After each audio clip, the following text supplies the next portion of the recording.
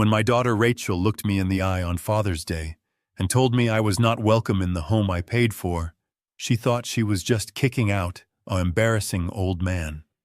She thought she was protecting her social status from a father who wears flannel shirts and drives a 20-year-old Ford truck.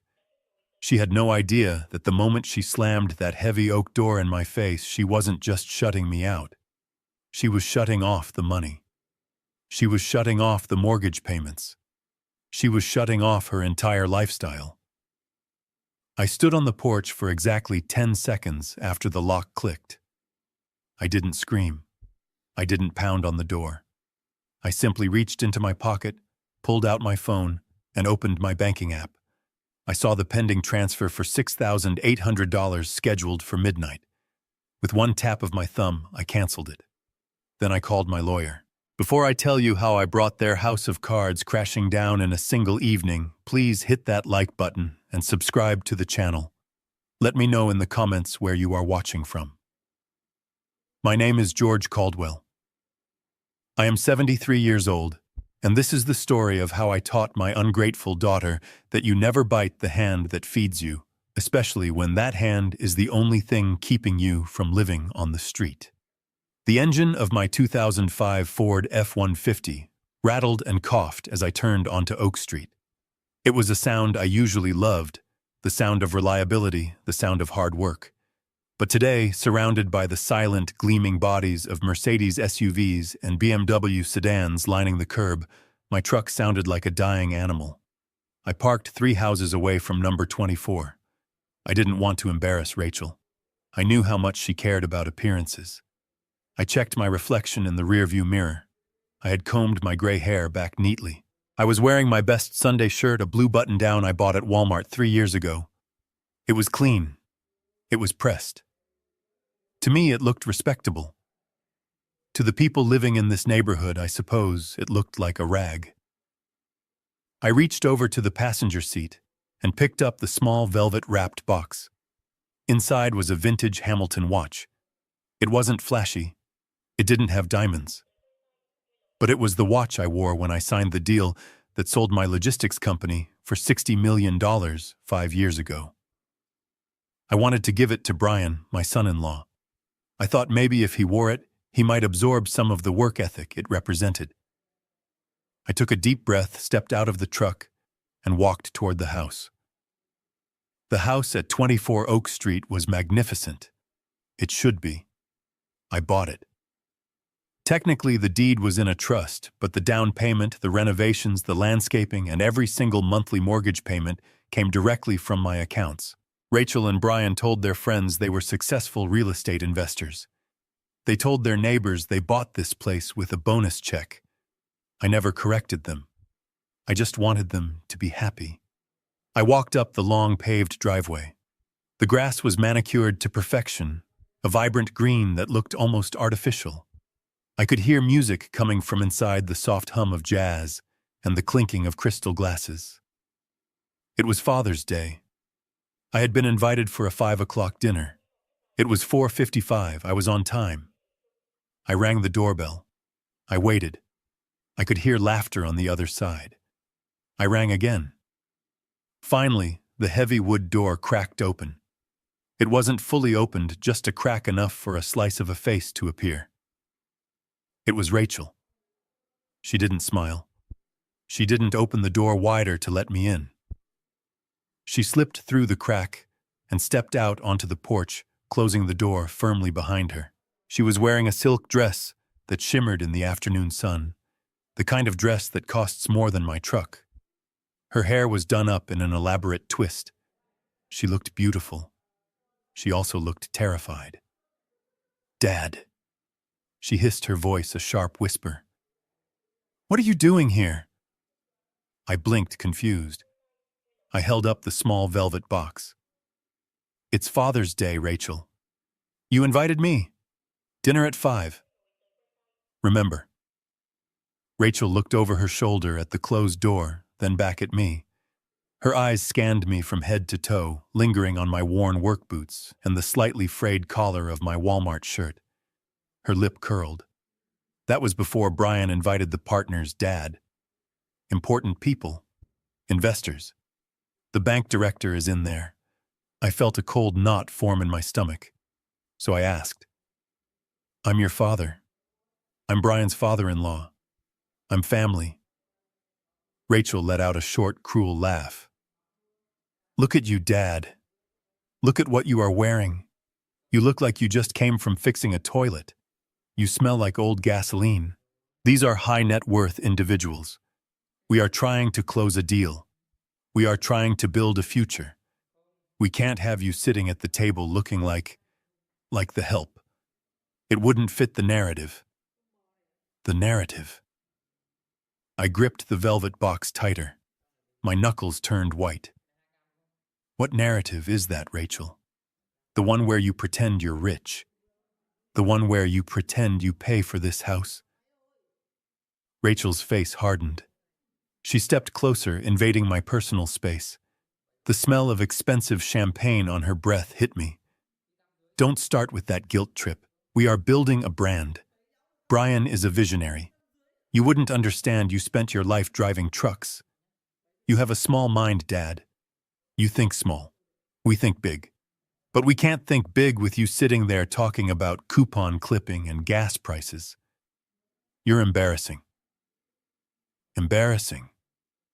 The word hung in the humid air between us. I had built an empire. I had managed fleets of ships and hundreds of trucks. I had negotiated with union leaders and international CEOs.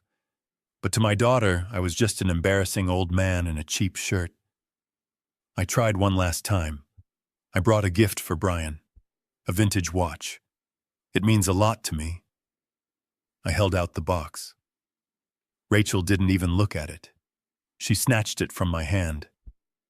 "A watch? Great. Probably some junk you found at a flea market. We don't need your old junk, Dad. We need you to leave. Now, before anyone sees you." She walked over to the large decorative planter by the door. It was one of those tall ceramic urns meant for fancy arrangements. Right now it was serving as a trash receptacle for a delivery box. She dropped the velvet box, my Hamilton watch, the symbol of my life's work, into the urn. It landed with a dull thud on top of a discarded Amazon package. "Go home, Dad," she said, wiping her hands as if she had touched something dirty. "We'll call you next week. Maybe we can do a barbecue or something. Something casual. Where you fit in." And then she turned around, grabbed the brass handle of the door, and slipped back inside. The lock clicked. The deadbolt slid home. I was left standing alone on the porch of the $2 million home I paid for, staring at the closed door. The jazz music filtered through the wood. I could hear Brian's booming laugh. I stood there for a long time. I looked down at my boots. They were clean. I had polished them this morning. I looked at my shirt. I had ironed it myself. I wasn't dirty. I wasn't smelly. I was just real. And reality was the one thing Rachel and Brian could not afford to have in their house. I should have turned around. I should have walked back to my truck, driven home to my small apartment, opened a can of soup, and watched reruns of old westerns until I fell asleep. That's what the old George would have done. The George who wanted to keep the peace. The George who felt guilty for working so much when Rachel was a child. The George who thought money could buy love, or at least buy closeness. But something snapped in me when that deadbolt slid shut. It wasn't a loud snap. It was quiet. It was the sound of a cable finally fraying and breaking under too much tension. I didn't leave. Instead, I stepped off the porch and walked into the mulch of the flower beds. I walked around the side of the house, my boots sinking into the soft, expensive soil. I wanted to see. I needed to see what was so important that a father had to be thrown out like garbage. I made my way to the backyard. The house had a massive wall of floor-to-ceiling glass doors that opened onto the patio. I stood behind a large manicured hedge of hydrangeas, hidden in the shadows of the late afternoon. I had a perfect view of the living room and the dining area. It was like watching a movie about people I didn't know. The interior was spectacular. Crystal chandeliers, modern art on the walls, furniture that looked like it had never been sat on. And there were the people. About 12 of them. Men in Italian suits, women in cocktail dresses. They were holding glasses of wine that probably cost more than my weekly grocery bill. And there, in the center of it all, was Brian, my son-in-law. He was standing at the head of the dining table raising a toast. He looked sleek, polished, and utterly fake. I couldn't hear every word through the glass, but the windows were cracked open slightly to let in the breeze. I moved closer, stepping carefully over the irrigation lines. I needed to hear. I leaned in. Brian's voice carried well. He had that salesman projection. To success, he was saying, beaming at the man to his right, a heavy-set fellow with a bald head. To pulling yourself up by your bootstraps. You know, when Rachel and I bought this place, people said we were crazy. They said the market was too volatile. But I have an instinct for value. I saw the potential. I put down the cash, I took the risk, and look where we are now. Pure equity. That's the Caldwell way. I felt the blood drain from my face. He put down the cash. He took the risk. I remembered the day we closed on this house. Brian had been sweating, terrified he wouldn't qualify even for the utilities. I had written a cashier's check for $400,000 for the down payment. I had signed the guarantor documents. I had set up the auto draft for the monthly payments because Brian said his commission checks were irregular. He was standing there drinking my wine in my house, claiming my success as his own. And Rachel was standing right next to him, smiling that plastic smile, nodding in agreement. She looked at the bald man, the bank director presumably, and said, "Absolutely. Brian is a genius with assets. We don't believe in handouts. We believe in hard work. We built this life from scratch. From scratch." The audacity was breathtaking. It was almost impressive in its absolute detachment from reality. I felt a vibration in my pocket. I pulled out my phone. It was a notification from my bank, a standard automated text message I received on the 15th of every month. It read, "Scheduled transfer alert, $6,800 to Mortgage Servicing Solutions will be processed at midnight. Reply, stop to cancel or manage this payment." I stared at the screen. The blue light illuminated my face in the growing dimness of the garden. $6,800. That was the price of admission to this life. That was the cost of the roof over their heads, the floor under their feet, the walls that held their lives together. I looked through the glass again. Brian was refilling the bank director's glass. Rachel was laughing at something a woman in red said, throwing her head back in a gesture of carefree opulence. They looked so secure, so safe. They thought the world worked by magic.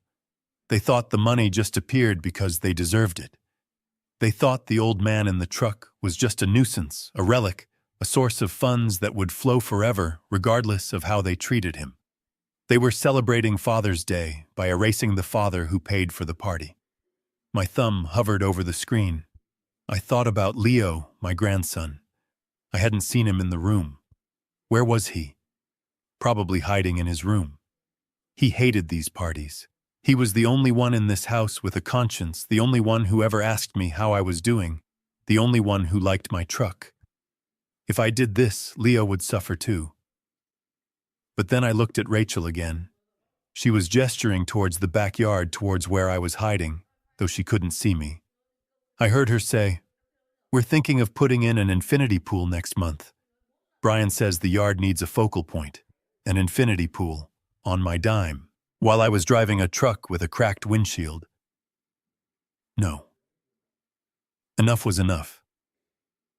I wasn't just an ATM, I was a man. I was a father. And a father's job isn't just to provide, it's to teach. And sometimes the lessons have to be hard. Sometimes you have to let the child fall so they learn that gravity is real. I looked at the text message again. Reply, stop to cancel. I typed S-T-O-P. I hit send. A second later, a confirmation popped up. Recurring transfer to mortgage servicing solutions has been canceled. No funds will be sent. Please contact your branch if this was an error. It wasn't an error. It was the most deliberate thing I had done in years. I slipped the phone back into my pocket. I took one last look at the party. "Enjoy the wine, Brian," I whispered to the glass. "It's going to be the last vintage you taste for a very long time." I turned away from the window and began to walk back toward the driveway. But as I passed the kitchen window, I heard something. Voices. Hushed, urgent voices. It wasn't the party chatter. It was coming from the side patio, a small smoking area screened off from the main garden.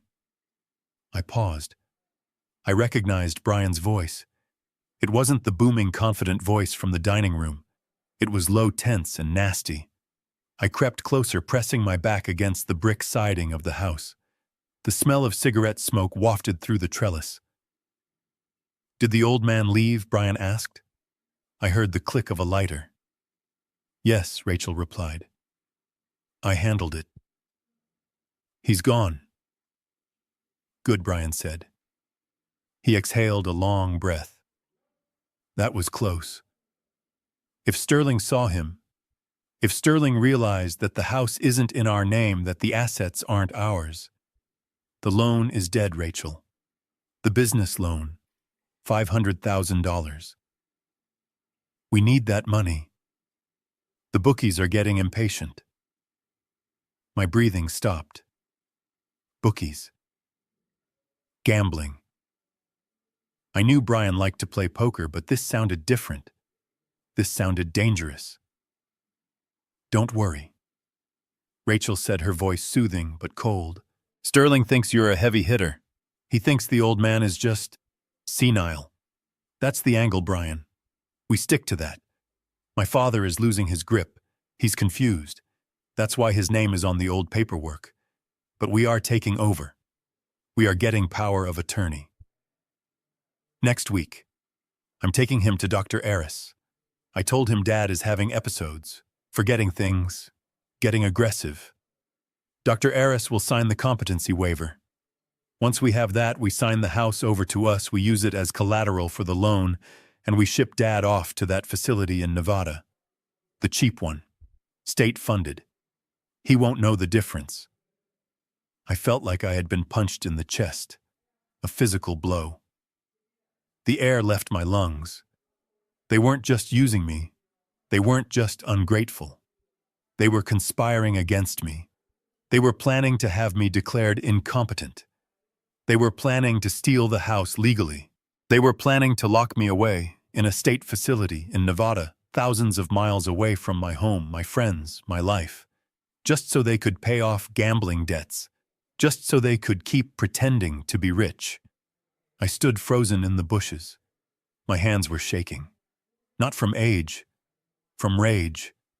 A cold, hard rage that I hadn't felt since my days on the docks dealing with corrupt union bosses who tried to extort my drivers. This wasn't a family dispute anymore. This was war. And they had no idea who they had just declared war on. They thought they were dealing with a confused old man. They forgot that I was the shark who ate the other sharks to get to the top of the logistics world. I had gone soft. I had gone quiet. But the shark was still there, and he smelled blood. I was about to turn and storm into the party to confront them right there, to scream the truth in front of their precious bank director. But I stopped myself. No. That would be emotional. That would be messy. They would spin it. They would say, "Look, he's shouting. He's aggressive, just like we said." It would play right into their hands. I needed to be smarter. I needed to be colder. I needed to destroy them completely, and I needed to do it in a way that left no room for doubt. I stepped back from the trellis. I moved silently through the grass back toward my truck. My mind was racing, calculating, planning. I needed information. I needed leverage. And I needed it tonight. As I reached the front of the house, the side door of the garage opened. I froze. A figure stepped out carrying a heavy bag of trash. It was Leo, my grandson. He was 16, tall and lanky with hair that fell over his eyes. He looked miserable. He dumped the bag in the bin and turned around. He saw me. He didn't jump. He didn't yell. He just stopped. "Grandpa," he whispered. His eyes widened. "I thought, Mom said you left." I stepped out of the shadows. I put a finger to my lips. "I'm here, Leo." I heard them. "I know what they are doing." Leo's face crumpled.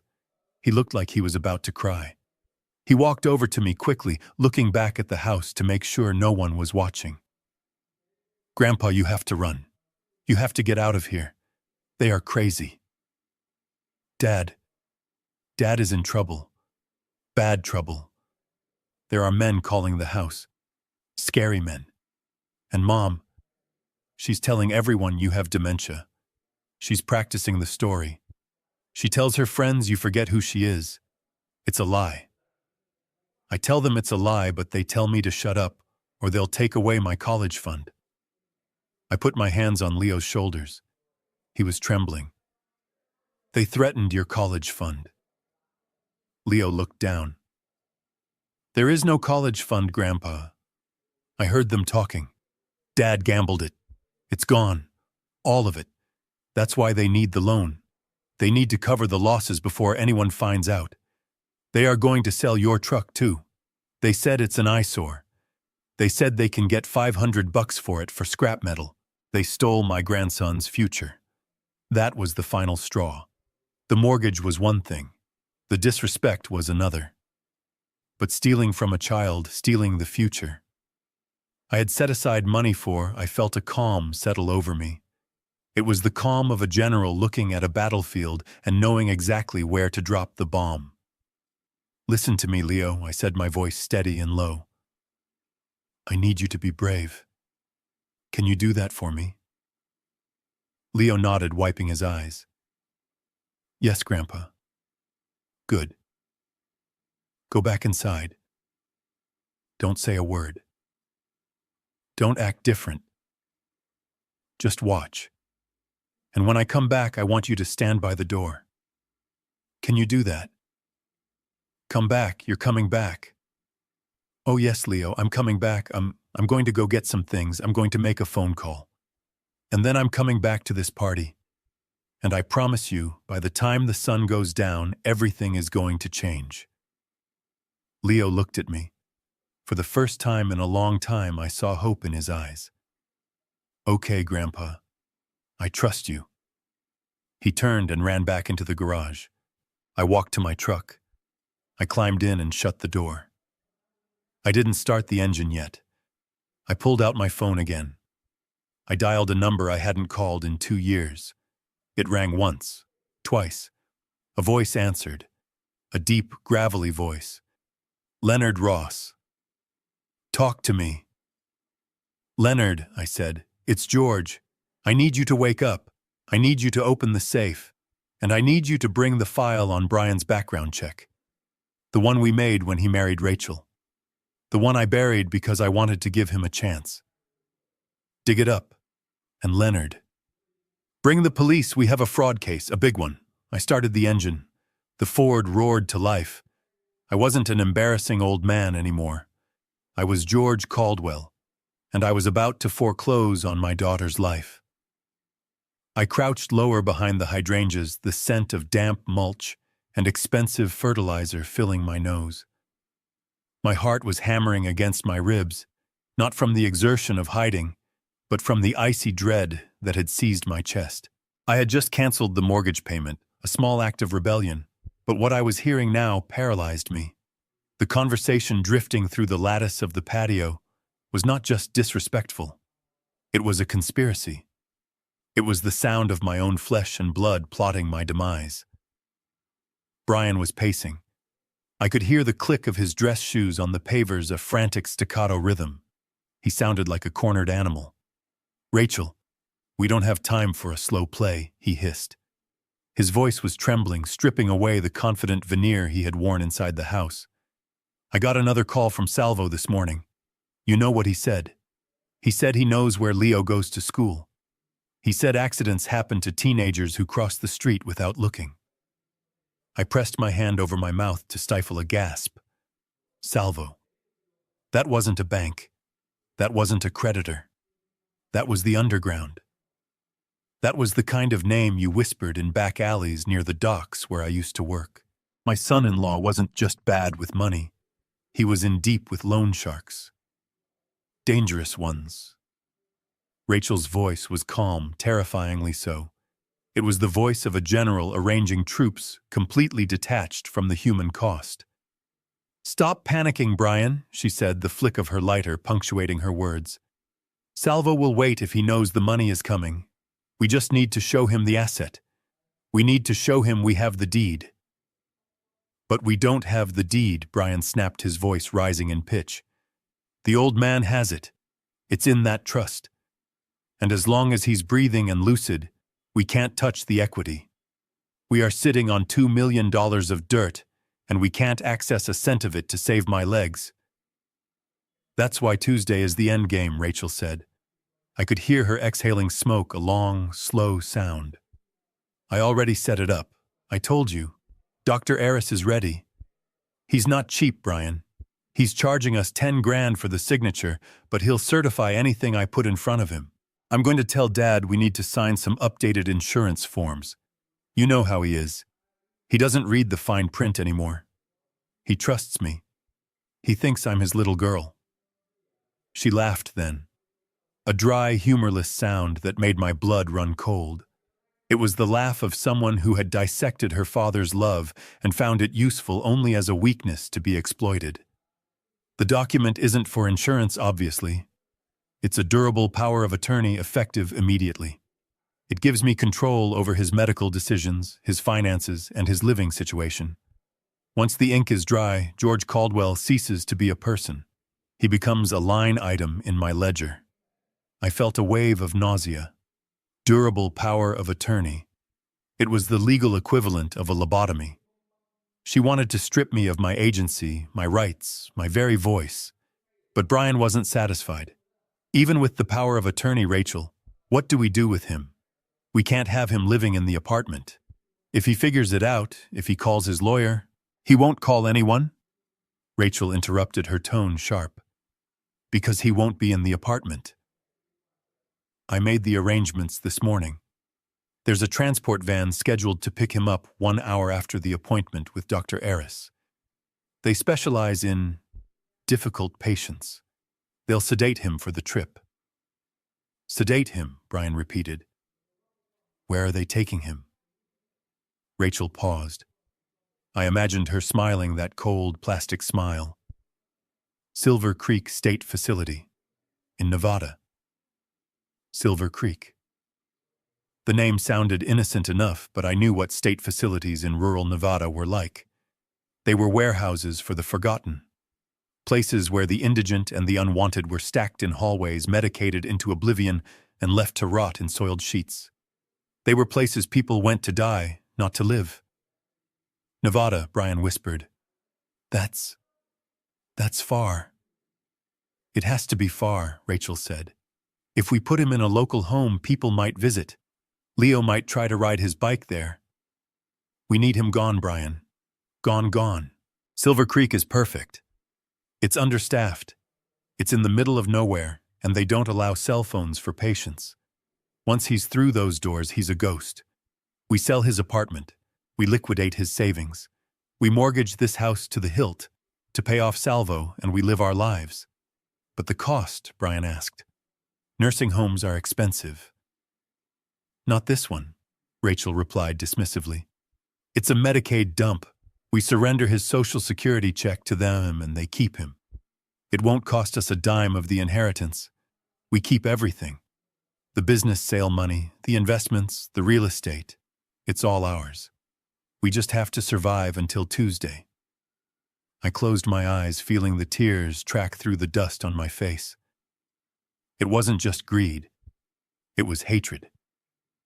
You don't send someone you love, or even someone you tolerate, to a place like Silver Creek. You send garbage there. To my daughter, I was just a complication to be disposed of. She had calculated the value of my life, and decided it was less than the cost of her husband's gambling debts. Brian spoke again, his voice lower, more conspiratorial. How much exactly does the old man have left? I know he sold the company for $60 million, but he acts like he's broke. Does he really have it, or did he blow it all on charity? He has it, Rachel assured him.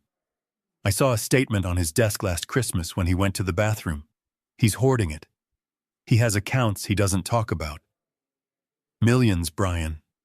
He sits on millions of dollars while we struggle to pay for the country club. It's selfish. It's disgusting. He doesn't even enjoy it. He drives that stupid truck and eats at diners. He doesn't deserve that money. We do. We have vision. We have taste. I felt a sudden fierce pride in my frugality. Yes, I had millions, but I didn't hoard it. I invested it. I donated it. I built scholarships.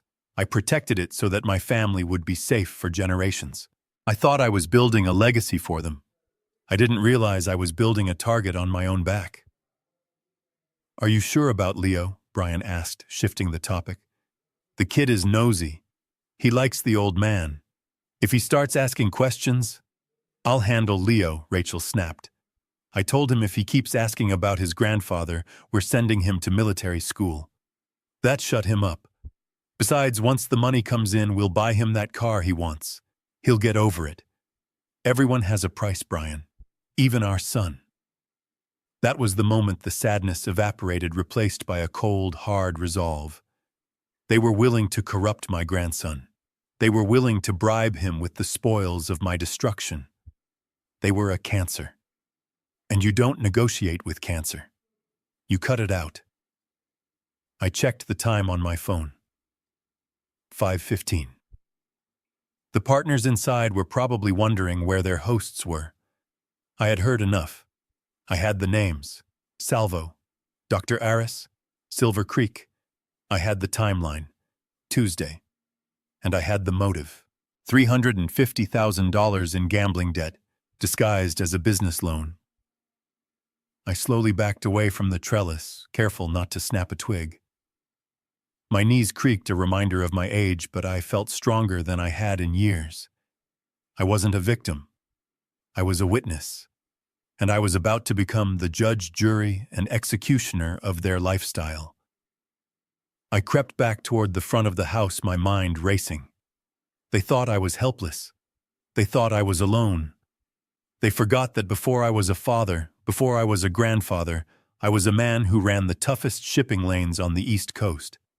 I knew how to deal with threats. I reached my truck and opened the door silently. I didn't just need a lawyer. I needed an army. I needed to secure my assets. I needed to protect Leo, and I needed to ensure that when Tuesday came, the only people getting transported were Rachel and Brian. I sat in the driver's seat, the leather cracked and familiar against my back. I looked at the house one last time. It looked beautiful in the golden hour light. A perfect American dream. But inside it was rotten. I pulled out my phone and dialed Leonard. I heard you the first time, George, Leonard said, his voice gruff. I'm already pulling the files, but you need to know something. I just ran a quick check on Brian's name through my contacts at the precinct. What did you find? I asked, starting the engine. There's a lien on the house, George. A fraudulent one. Someone signed your name 6 months ago to secure a high-interest loan. A secondary mortgage. My grip tightened on the steering wheel. Rachel. She had already started. She had forged my signature. That's a felony, Leonard, I said. It is, Leonard agreed. And George, the creditor isn't a bank. It's an LLC linked to the Salvatore crime family.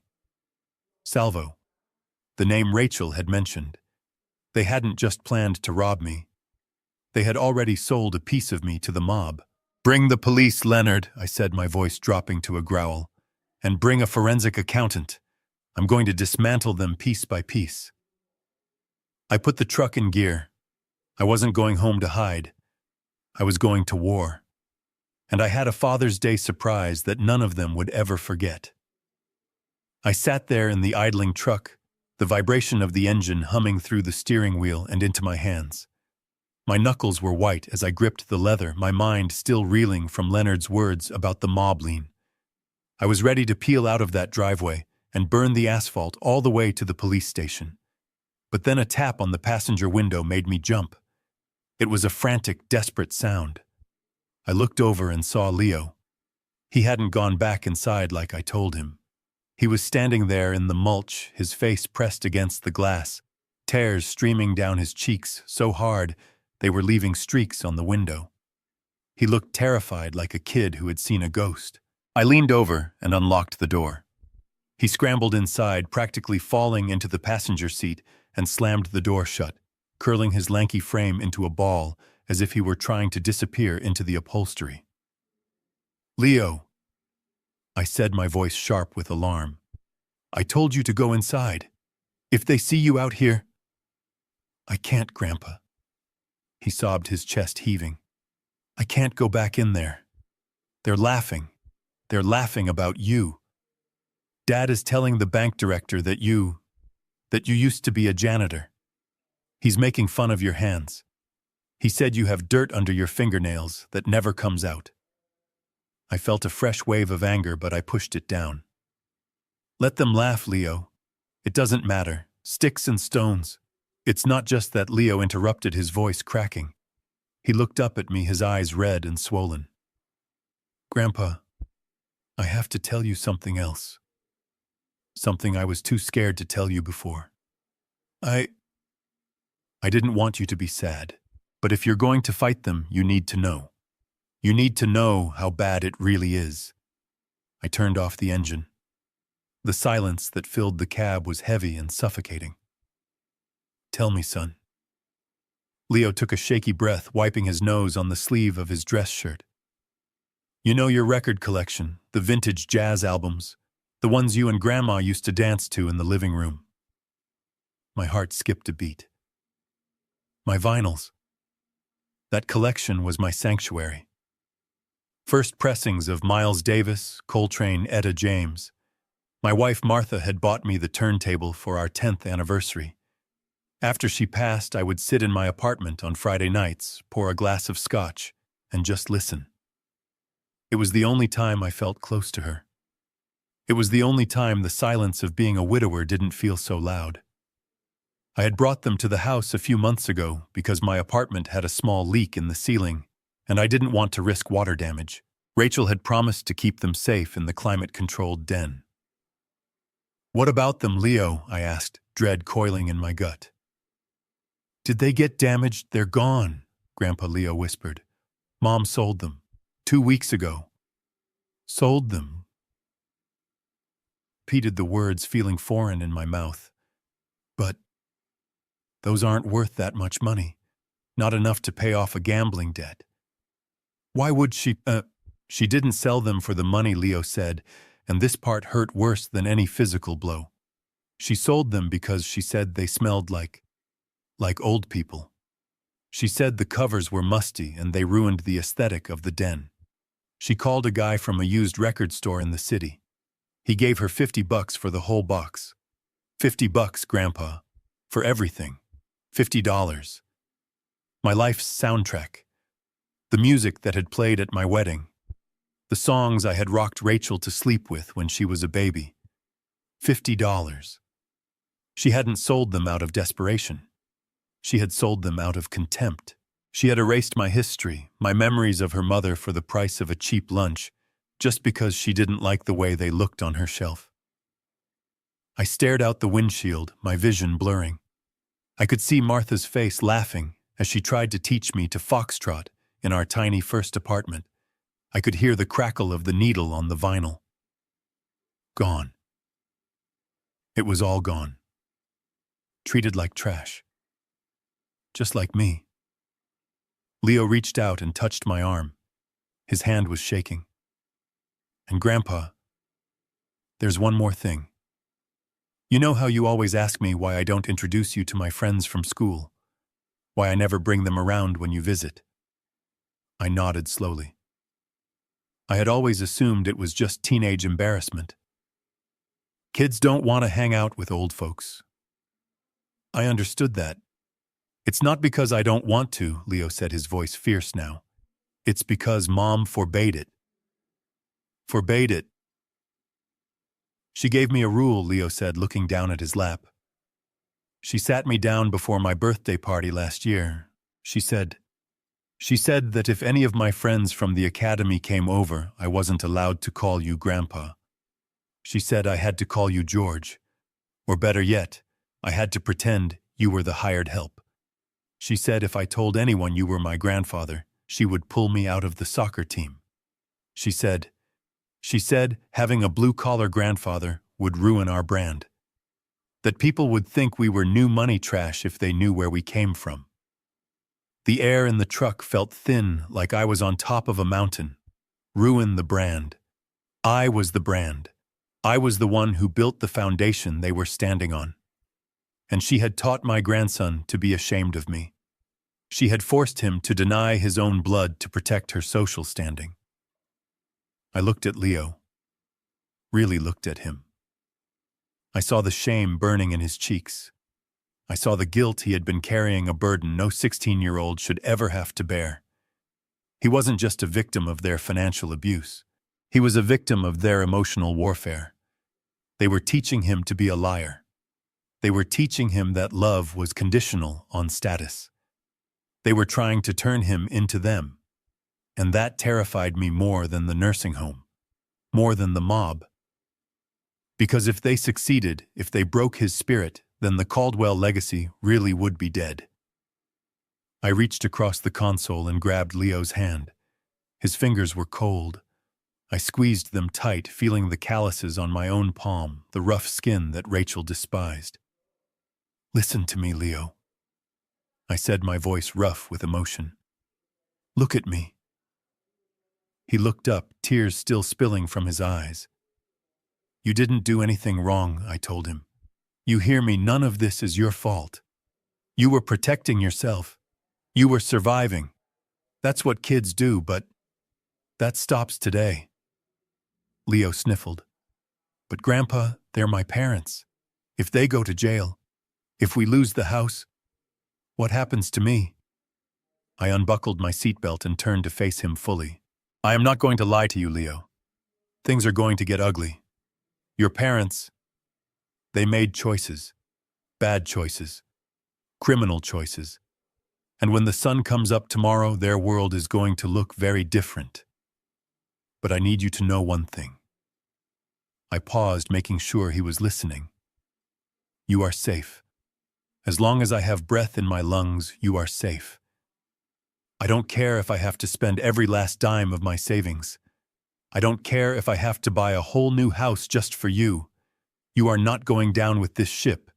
You are coming with me. Leo's eyes widened. With you, what? Wherever we want, I said. I have resources, Leo. Real resources. Not this fake credit card debt life your parents are living. I can take care of you. I can send you to college. I can buy you that car. But more importantly, I can give you a home where you don't have to lie. Where you don't have to be ashamed. Where you can listen to jazz records and wear whatever shirt you want. Leo stared at me, processing this. For the first time, he was seeing me not as the old man who needed help, but as the patriarch who could provide it. Do you trust me, Leo? I asked. He nodded slowly, at first, then vigorously. I trust you, Grandpa. Okay, I said. Then here's the plan. I need you to go back in there. I know it's hard. I know you want to run. But I need a man on the inside. I need you to go to your room, pack a bag. Just the essentials. Your laptop, your school books, anything you can't replace. Hide it under your bed. When the police come, and they are coming, Leo, I want you to be ready to walk out that front door and never look back, the police, Leo whispered. Yes, I said grimly. It has to be this way. But don't worry about them. They aren't coming for you. They are coming to clean up the mess. You just keep your head down, and when you see me walk through those doors again, you know it's time. Leo took a deep breath. He wiped his face with his sleeve again, squaring his shoulders. He looked older suddenly. The baby fat was gone from his face, replaced by the hard lines of someone who has had to grow up too fast. "Okay," he said. "I can do it. For you, Grandpa. And I'm sorry about the records. I tried to hide one. I saved the Coltrane one. It's under my mattress." I felt a tear slip down my own cheek then. He had saved one. He had risked his mother's wrath to save a piece of me. "That's the best news I've heard all day, son," I said, my voice thick. "You keep that safe. We'll listen to it tonight." Leo opened the door. He paused on the running board, looking back at me. "Grandpa, yeah, Leo, happy Father's Day." He slammed the door and ran back toward the garage, disappearing into the shadows. I watched him go, a fierce protectiveness burning in my chest like a furnace. The sorrow was gone. The hesitation was gone. They had taken my house. They had taken my records. They had tried to take my dignity. But they tried to corrupt my grandson. And for that, there would be no mercy. I put the truck in gear and peeled out of the spot, the tires chirping on the pavement. I wasn't driving to the police station anymore. I was driving to Leonard's office to sign the paperwork that would strip Rachel and Brian of every cent they thought they owned. I was going to cut the financial cord, and I was going to watch them fall. And then I was going to catch my grandson. I drove 3 blocks before I pulled over into the empty parking lot of a closed elementary school. The sun was dipping lower, painting the sky in bruises of purple and red, a fitting backdrop for the violence I was about to inflict on my daughter's life. My hands were shaking again, but this time it was the adrenaline of the hunt. I wasn't the prey anymore. I was the predator. I reached into the glove box and pulled out a burner phone. It was a habit from the old days when union negotiations got heated and lines got tapped. I kept it for emergencies. This was an emergency. I dialed a number I had memorized 6 months ago, when the first inkling of doubt had crept into my mind. Back then, it was just a feeling. A missed call here, a strange look there. I had hired Elias, a private investigator who used to work fraud cases for the insurance companies before he went private. He was expensive, he was cynical, and he was the best. I had put him on a retainer just to watch, just to keep an eye on things. I had hoped he would find nothing. I had prayed he would tell me I was just a paranoid old man. I was wrong. Elias answered on the first ring. I didn't have to say who it was. He knew the number. "It's time, Elias," I said, my voice sounding like gravel in a mixer. "Tell me everything. Don't sugarcoat it. Don't protect my feelings. I want the black file." I could hear the rustle of papers on the other end. Elias cleared his throat. It was a heavy, ominous sound. "You sure you want this over the phone, George? It's ugly. It's uglier than we thought." "I'm sitting in my truck 3 streets away from their house," I replied. "They just kicked me out of a party I paid for. They are planning to commit me to a state facility in Nevada next Tuesday. I don't have time for a coffee meeting. Give it to me. Now." There was a pause, then the sound of a heavy sigh. "All right, let's start with the son-in-law. Brian isn't just a bad gambler, George. He's a criminal. I've been tracking his movements for the last 3 weeks. You know that business loan he keeps talking about? The one he says is for expanding his real estate portfolio." "Yeah," I said. 500 grand. He says he's waiting on the bank."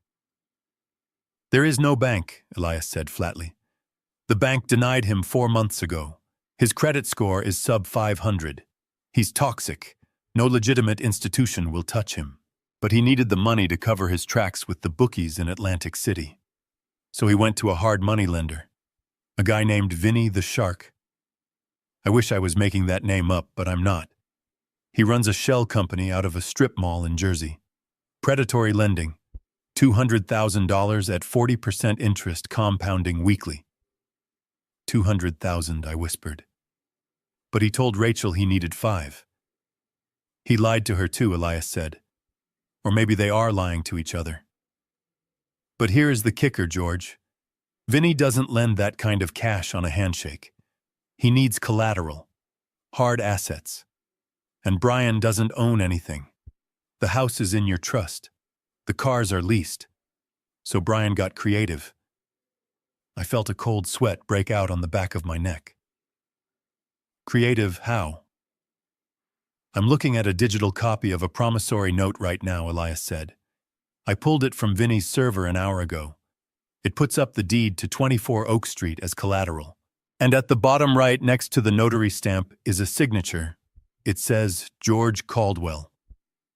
The air in the cab turned to ice. He forged my signature.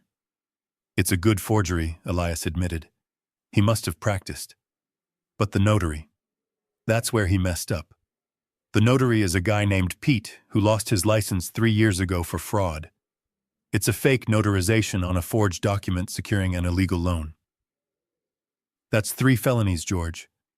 Minimum. If you hand this to the district attorney, Brian goes away for 10 to 15 years. No parole.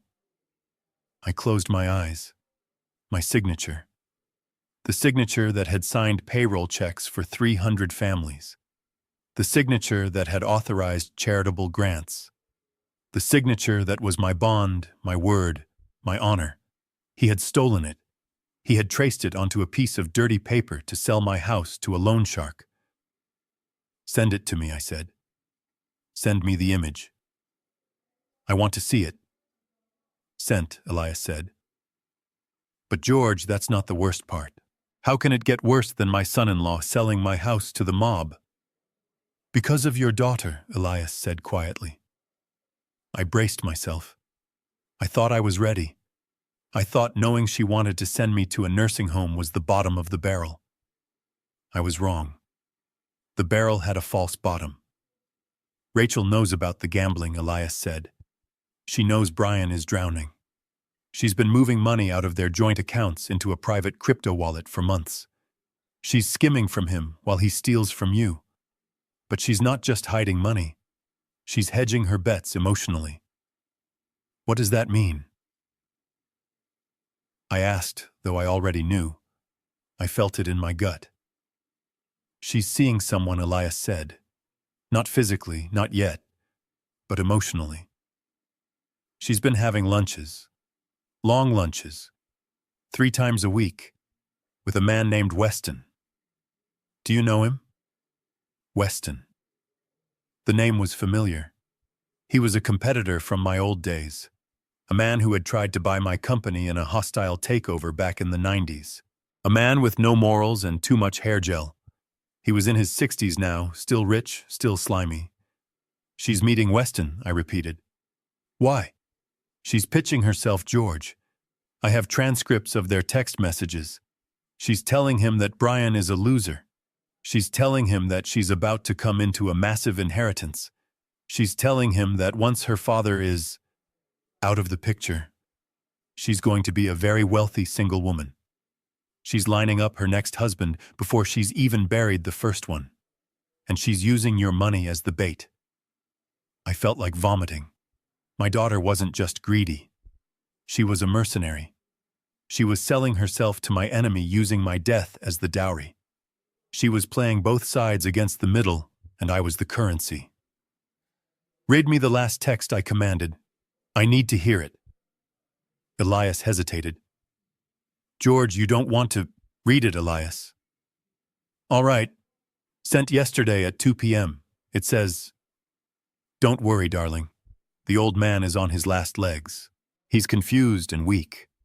Once I sign the papers on Tuesday, I'll have power of attorney.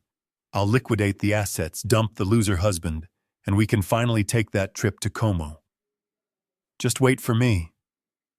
The silence in the truck was absolute.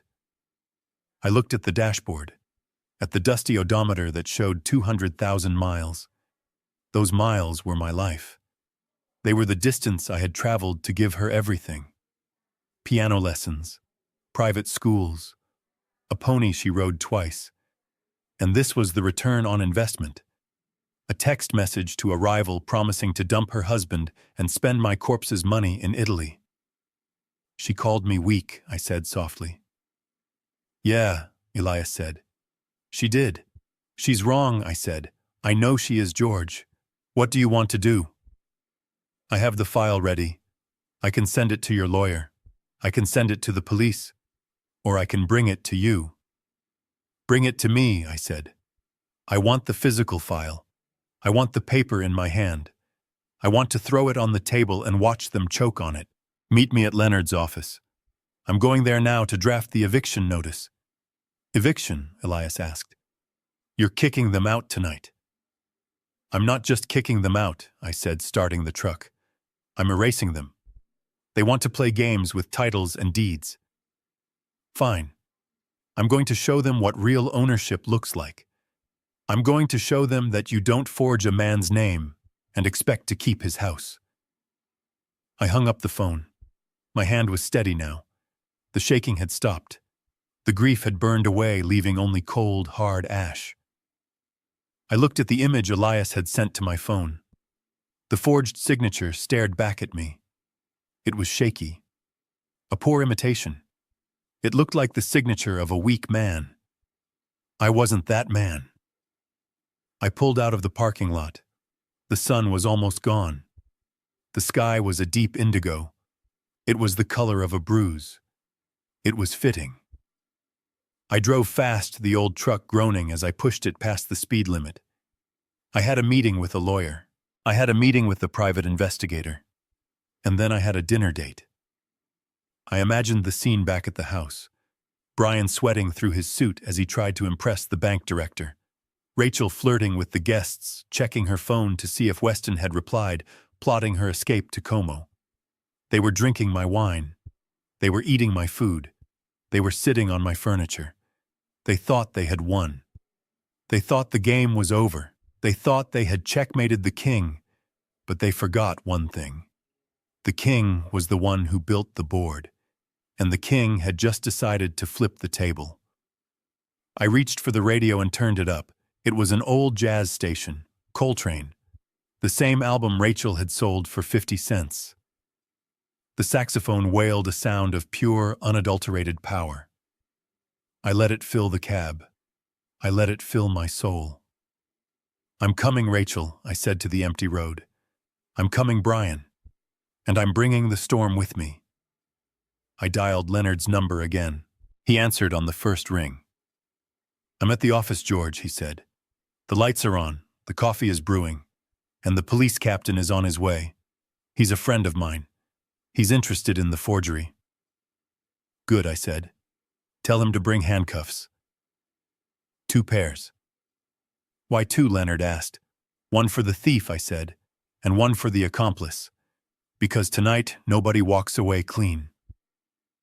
I hung up and pressed the accelerator to the floor.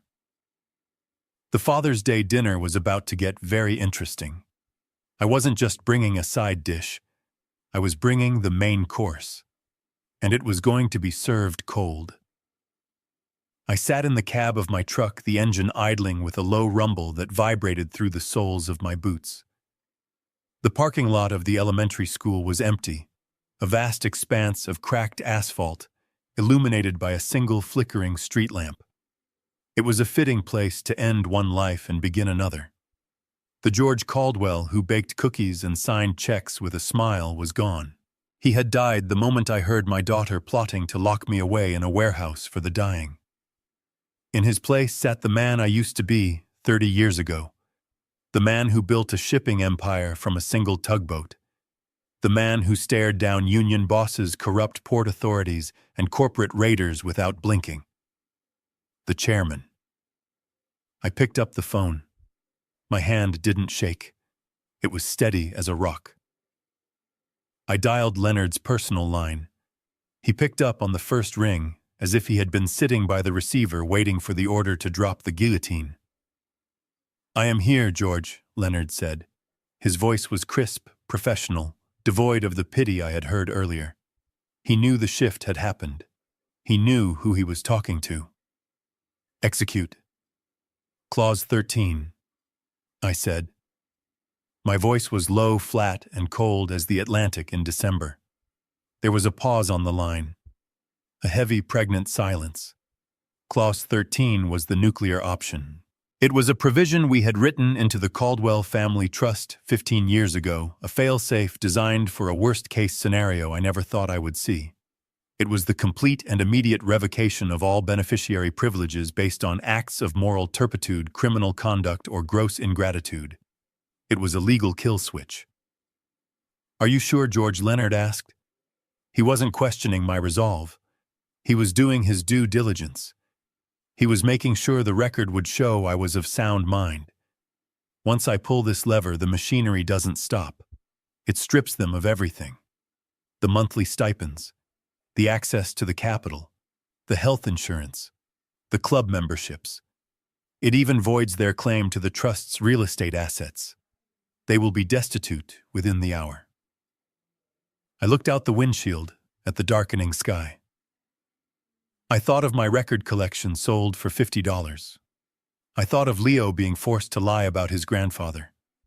I thought of the nursing home in Nevada. "I am sure, Leonard," I replied. "I want you to freeze the main operating accounts immediately. Flag every credit card issued to Rachel and Brian as stolen or compromised. I want their cards to decline the next time they try to buy a bottle of water." "Done," Leonard said. I can hear the keystrokes on his end. "I'm locking the accounts now. What about the house?" "The house is owned by the trust," I said. "They are tenants at will, and they have violated the terms of their tenancy by conducting illegal activities on the premises. That loan shark lien Brian tried to secure. That's criminal fraud involving trust property. That voids their lease effective immediately." "I want an eviction notice," drafted Leonard. "Not a 30-day notice. An immediate notice to vacate due to criminal negligence and fraud. I want them out tonight." "Tonight," Leonard repeated. "That's aggressive. The police usually require 24 hours for a civil standby. This isn't civil, Leonard." I snapped the old iron coming into my voice. "This is criminal. Brian forged my signature on a deed he doesn't own. That's grand larceny and forgery. I don't want a civil standby. I want an arrest. When we walk through those doors, I want the police to be ready to take him into custody. The eviction isn't a request. It's a crime scene cleanup." "I understand," Leonard said. "I'll call Captain Miller. He owes us a favor from the Port Authority investigation last year. He'll have a squad car meet us at the property." "What about Rachel?" The name tasted like ash in my mouth. Rachel. The little girl I had taught to ride a bike. The woman who was texting her lover about spending my dead money in Italy. "Rachel is a co-conspirator," I said. "She knew about the forgery. She facilitated it. She's skimming money. Cut her off, Leonard. Cut her off completely. Revoke her access to the educational trust for Leo too. I don't want her touching a dime of my grandson's future. I will take over as the custodial guardian for Leo's accounts." "Understood," Leonard said. The typing on the other end was furious now. "George, I have to ask. The partners, the investors at the party. This is going to be a very public spectacle." "Let it be public," I said. "Let them see. They think they are drinking wine with a successful real estate mogul. I want them to see him in handcuffs. I want them to know they were doing business with a fraud. It's better they find out now than when he steals their money too. I'm doing them a favor." I could feel the old instincts taking over. It was the same feeling I used to get before a hostile takeover. The narrowing of focus. The suppression of emotion. The absolute clarity of the objective. I wasn't a father punishing a child. I was a CEO excising a corrupt division. "I have the forensic accountant's report you asked for earlier," Leonard added. "It's worse than we thought. Brian didn't just lose the college fund. He leveraged the life insurance policies you took out for them. He borrowed against the cash value. If he dies tomorrow, the payout is zero." "He hollowed them out," I whispered. "He hollowed us out from the inside like a termite." "Yes," Leonard said. And Rachel signed off on it. Her signature is on the authorization forms. She helped him drain the policies to pay for that Mercedes she drives. That was the final nail. There was no doubt left. No lingering hope that maybe she was just a victim of her husband's addiction. She was an active participant. She had sold her own security, her son's security, for a luxury car. "Repo it," I said. "What?" Leonard asked. "The car. It's leased under the company name, isn't it?" "My old company, Shell." "Technically, yes," Leonard said. "We kept the holding company active for tax purposes. The lease is in the corporate name." "Then repossess it," I ordered. "Call the recovery team. Have a tow truck waiting down the street. When they get kicked out of the house, I don't want them driving away in a $60,000 car paid for by my sweat. I want them walking." "You're going scorched earth," George Leonard said softly. There was a note of awe in his voice. "They wanted to bury me in the desert, Leonard," I said. "They wanted to erase me. I'm just returning the favor. I'm erasing their lifestyle. I'm erasing the lie." "I'll have the papers ready for your signature when you get here," Leonard said. "And George? Be careful. A cornered rat bites." "I'm not afraid of rats," I said. "I'm the exterminator." I hung up the phone and threw it onto the passenger seat. I sat there for a moment in the silence. I looked at my hands. They were large, scarred, weathered hands. Hands that had pulled ropes, turned wrenches, and steered ships through hurricanes. Rachel had called them dirty. She had been ashamed of them. I clenched them into fists. These hands built the roof over her head. And tonight, these hands were going to tear it down. I put the truck into gear and pulled out of the lot. The streetlights were humming to life overhead, casting long orange shadows across the road. I drove with precision, obeying every traffic law, signaling every turn. I wasn't in a rush anymore. The timeline was set. The pieces were moving. The law was on my side.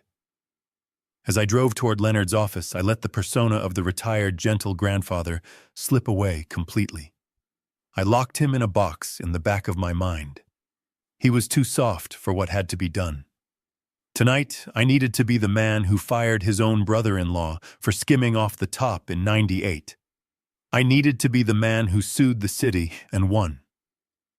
I needed to be the Iron Fist. I reached for the radio again, but I turned it off. I didn't want music. I wanted silence. I wanted to focus. I ran through the plan one more time. The police would secure the perimeter. Leonard would serve the papers. I would deliver the message. And Leo would be safe. I turned the corner onto Main Street. Leonard's office building loomed ahead, a modern glass structure that I owned 50% of. The lights on the top floor were blazing. Leonard was working. The team was assembling. I pulled into the reserved spot right in front of the entrance. I stepped out of the truck and slammed the door. The sound echoed like a gunshot. I didn't adjust my shirt. I didn't check my hair. I walked into the lobby with the stride of a man who owns the pavement beneath his feet. The security guard looked up, startled. "Mr. Caldwell," he said, scrambling to stand up. "Good evening, sir. We weren't expecting you." I nodded briefly. "I'm here to work Sam. Send the elevator down." I rode the lift to the penthouse suite. The doors opened and I stepped into the plush reception area of Ross & Associates. Leonard was standing there holding a thick file folder. Two other men stood behind him. One was in a suit, looking like a Fed. The other was in a police uniform. "Captain Miller, George," Captain Miller said, extending a hand. Leonard told me the situation. "I'm sorry it's come to this." "Don't be," I said, shaking his hand firmly. "It's been coming for a long time. I just didn't want to see it." "Do you have the evidence?" Miller asked. I pointed to the file in Leonard's hand. The forged deed, the loan shark contracts, the unauthorized wire transfers. It's all there. Miller opened the file and scanned the first few pages. He whistled low. "This is a mess, George. This guy Brian, he's looking at serious time. And your daughter, if she signed those insurance withdrawals knowing they were fraudulent, she's an accessory to grand larceny." "Book them both," I said. "I don't care who they are. I care about what they did." Miller nodded. "We'll follow your lead. We'll wait for your signal." I turned to Leonard. "The eviction notice." "Here," Leonard said, handing me a crisp legal document. "Notice to vacate immediately. Failure to comply will result in arrest for trespassing." I took the paper. It felt heavy. It felt like a weapon. "Let's go," I said. "The party is just getting started, and I have a toast I want to make." We walked out of the office, a phalanx of justice moving toward the elevators. I checked my watch. 7:30. The sun was down. The darkness had arrived. And so had I. The police cruiser followed my truck, its lights off a silent predator in the rearview mirror. Leonard rode shotgun with me, his briefcase resting heavily on his lap. We didn't speak. The radio was off. The only sound was the hum of the tires on the asphalt as we turned back onto Oak Street. The streetlights flickered, casting long, distorted shadows on the manicured lawns. It felt like the calm before a hurricane. I pulled up to the curb directly in front of number 24. I didn't park 3 houses away this time. I parked right in front of the driveway, blocking in a silver Lexus and a black BMW. I turned off the engine. The silence was absolute for a moment, then broken by the distant sound of laughter from inside the house. They were still celebrating, still drinking my champagne, still living in the delusion that I was gone. Leonard looked at me. "Ready, George?" I nodded. "Let's do it." We stepped out of the truck. Captain Miller and 2 uniformed officers got out of the cruiser behind us. They adjusted their belts, their faces grim. I walked up the driveway, my boots heavy on the pavement. I didn't go to the doorbell this time. I reached into my pocket and pulled out my key ring. The key to the front door was there, a simple brass key that I had kept on my ring for 5 years just in case. Rachel thought I had lost it. She thought she had changed the locks, but she had only changed the back door lock. She was lazy, and that laziness was about to cost her everything. I slid the key into the lock. It turned with a smooth, satisfying click. I pushed the door open. It swung inward silently, revealing the foyer bathed in warm, golden light. The party was in full swing. The jazz music was louder now, a saxophone solo winding through the air. Voices rose and fell in a murmur of polite conversation. I stepped inside. Leonard and the officers stayed on the porch just out of sight, waiting for my signal. I walked through the foyer past the marble console table where Rachel kept her keys, past the mirror where she checked her makeup. I caught a glimpse of myself in the glass. I didn't look like a janitor. I looked like a storm.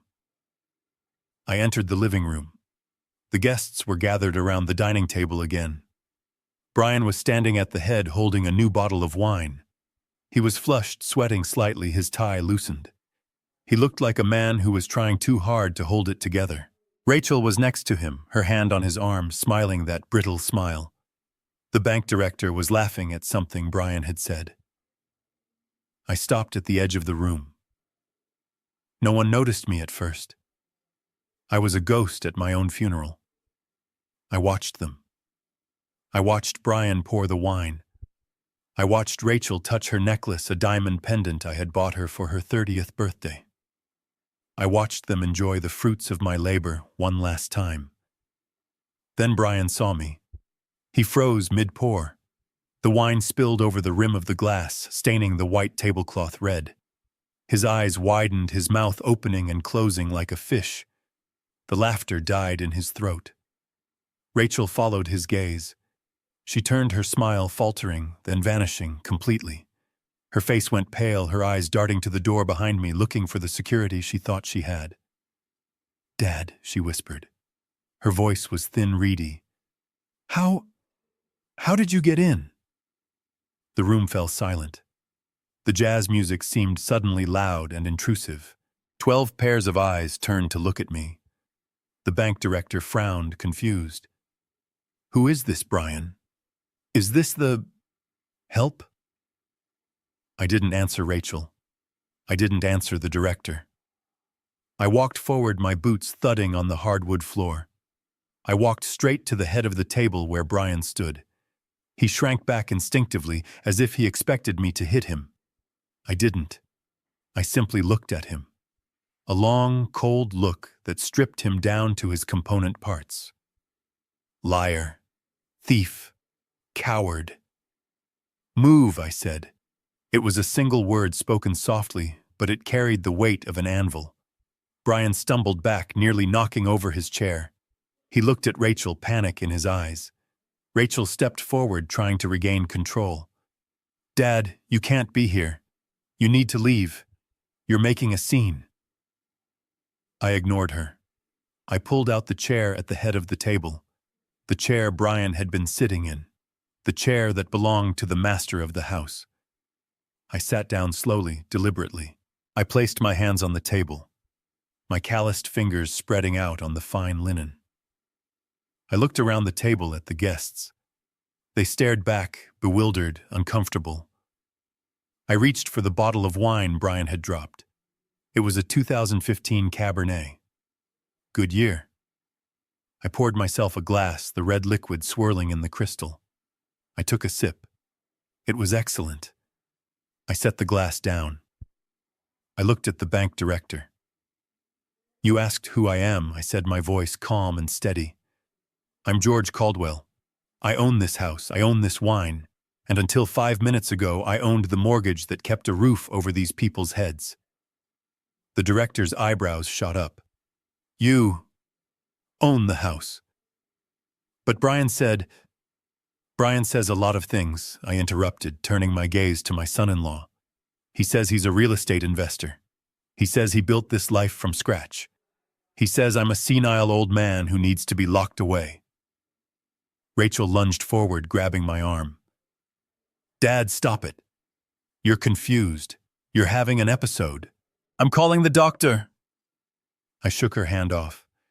It wasn't a violent shake, but it was firm. "Don't touch me, Rachel. And don't bother calling the doctor. He's not coming, and neither is the van to Nevada." Rachel froze. Her face went from pale to white. She stared at me, realizing for the first time that I knew, that I had heard, that the game was up. You heard," she whispered. "I heard everything I said. I heard about Silver Creek. I heard about the power of attorney. I heard about Salvo." At the mention of Salvo, Brian made a noise like a strangled cat. He backed away until he hit the sideboard. No, George, you don't understand. It's not—" "Sit down, Brian," I ordered. My voice cracked like a whip. "Sit down and shut up." He collapsed into a chair, shaking. The guests were exchanging terrified glances. Some were reaching for their purses. This wasn't a dinner party anymore. It was a hostage situation, and I was holding the truth hostage. I looked at the bank director again. He looked familiar. I squinted. "Mr. Henderson, isn't it? From First National." The man blinked. "Yes. Do we know each other?" "We do," I said. "I banked with you for 20 years, before I sold my company. Caldwell Logistics." Henderson's eyes widened. George Caldwell, the shipping magnate. My God. I didn't recognize you. You look different." "I look like a man who's been retired," I said dryly, "and a man who's been lied to." "Tell me, Mr. Henderson, did Brian here submit a loan application to your bank recently?" Henderson looked uncomfortable. He glanced at Brian, then back at me. "Well, yes. A business loan. For a substantial amount. He listed this property as collateral." "And did he tell you he owned the property?" I asked. He submitted a deed," Henderson said slowly. with your signature on a transfer of ownership. I reached into my jacket pocket. I pulled out the file Leonard had given me. I took out the forged document Elias had sent. I slid it across the table to Henderson. "Is this the signature?" I asked. Henderson picked up the paper. He adjusted his glasses. He looked at it, then at me. "Yes. That's it." "It's a forgery," I said. "I never signed that. And the notary who stamped it lost his license 3 years ago." Henderson dropped the paper as if it were hot. "A forgery. But that's fraud. That's bank fraud." "Yes," I said. "It is. And Mr. Henderson, I suggest you check your records very carefully tomorrow, because if my son-in-law has been using my name to secure loans at your bank, you might have a much bigger problem than a ruined dinner." Henderson stood up abruptly. His face was red. "Brian, is this true? Did you forge this man's signature?" Brian was hyperventilating. He couldn't speak. He just shook his head frantically, sweat pouring down his face. Rachel tried to intervene. "Mr. Henderson, please. My father is... He's not well. He doesn't know what he's saying. That document is real. He signed it last week. He just forgot." I laughed. It was a cold, hard sound. "I forgot. Rachel, I remember what I had for breakfast on Tuesday in 1985. I didn't forget signing away my house, but nice try." I turned back to the table. I wasn't done. I poured myself another sip of wine. "You know, I said to the room at large, I came here tonight to give Brian a gift, a watch, a symbol of time, of hard work. But Rachel threw it in the trash. She said it was junk, just like she thinks I'm junk." I looked at Rachel. Her eyes were wide with fear. She knew I was off script. She knew I was dangerous. "But one man's junk is another man's evidence," I said. I signaled to the hallway. Leonard stepped into the light. He was followed by Captain Miller and the 2 officers. The sight of uniforms in the dining room caused a collective gasp. One woman dropped her fork. It clattered loudly on the china. "Mr. Ross," I said, "please introduce our guests to the reality of their situation." Leonard walked to the table. He placed his briefcase on the sideboard, pushing aside a vase of flowers. He opened it with a snap. "Ladies and gentlemen," Leonard announced, his voice booming, "I am Leonard Ross, attorney for the Caldwell Family Trust. I am here to enforce an immediate eviction order and to serve legal notice of a criminal investigation." "Eviction?" Rachel shrieked. "You can't evict us. We live here." "Not anymore," Leonard said calmly. He handed a paper to Rachel. "Notice to vacate. Effective immediately. You are trespassing on trust property. And Brian." He turned to Brian, who was now weeping silently. "You are under arrest," Leonard said, "for forgery, grand larceny, and fraud." "Captain." Captain Miller stepped forward. He pulled a pair of handcuffs from his belt. The metal glinted in the chandelier light. Brian stood up, his legs shaking so bad he almost fell. He held out his hands, defeated. "No!" Rachel screamed. "No, Brian, do something. Tell them. Tell them it's a mistake." Brian looked at her. His eyes were dead. "It's not a mistake, Rachel. It's over." Miller clicked the cuffs onto Brian's wrists. "You have the right to remain silent," he recited. I watched as they led my son-in-law away. He didn't look at me. He looked at the floor. I felt no pity, only a grim satisfaction. Rachel was left standing alone. The guests were scrambling to leave, grabbing purses and coats, murmuring apologies that no one heard. Henderson was already on his phone, barking orders to his compliance team. Rachel looked at me. Her face was a mask of hate. "You did this," she hissed. You ruined everything. I took a sip of wine. I didn't ruin anything, Rachel. I just turned on the lights. Now get out of my house. The silence that descended on the dining room was heavy enough to crush a man. I sat there swirling the Cabernet in the crystal glass, watching the bubbles rise and pop, while 12 wealthy strangers stared at me. My work boots were muddying the expensive Persian rug beneath the table, and my flannel shirt stood out like a beacon of poverty amidst the sea of silk and Italian wool. But I didn't care. I was comfortable. For the first time in 10 years, I wasn't the guest who had to ask permission to use the bathroom. I was the landlord inspecting his property. Rachel was the first to break the paralysis. She didn't scream. She didn't yell. She knew that a scene would destroy the illusion she had spent a decade crafting. Instead, she leaned in close, her face contorted into a mask of fake concern that barely hid the venom underneath. She placed a hand on my shoulder, her nails digging into my flesh through the cotton of my shirt. "Dad," she whispered, her voice trembling with a mix of rage and terror. "You need to get up, right now. You are having an episode. We don't want to have to call the paramedics. Just stand up and walk to the kitchen. I will give you a plate of food there. Please, do not embarrass us." I looked at her hand on my shoulder. I looked at the diamond ring on her finger. I paid for that ring. I paid for the manicure. I even paid for the hand cream she used to keep her skin soft while she plotted to throw me into a state facility. "I am not hungry, Rachel," I said, my voice projecting clearly to the ends of the room. "And I am certainly not going to the kitchen. I like this seat. It has a good view of the Liars." Brian stepped forward then. He had wiped the sweat from his forehead, but a fresh layer was already beating on his upper lip. He forced a laugh, a hollow braying sound that made everyone flinch. "Ladies and gentlemen, I am so sorry," he announced, spreading his hands in a gesture of helplessness.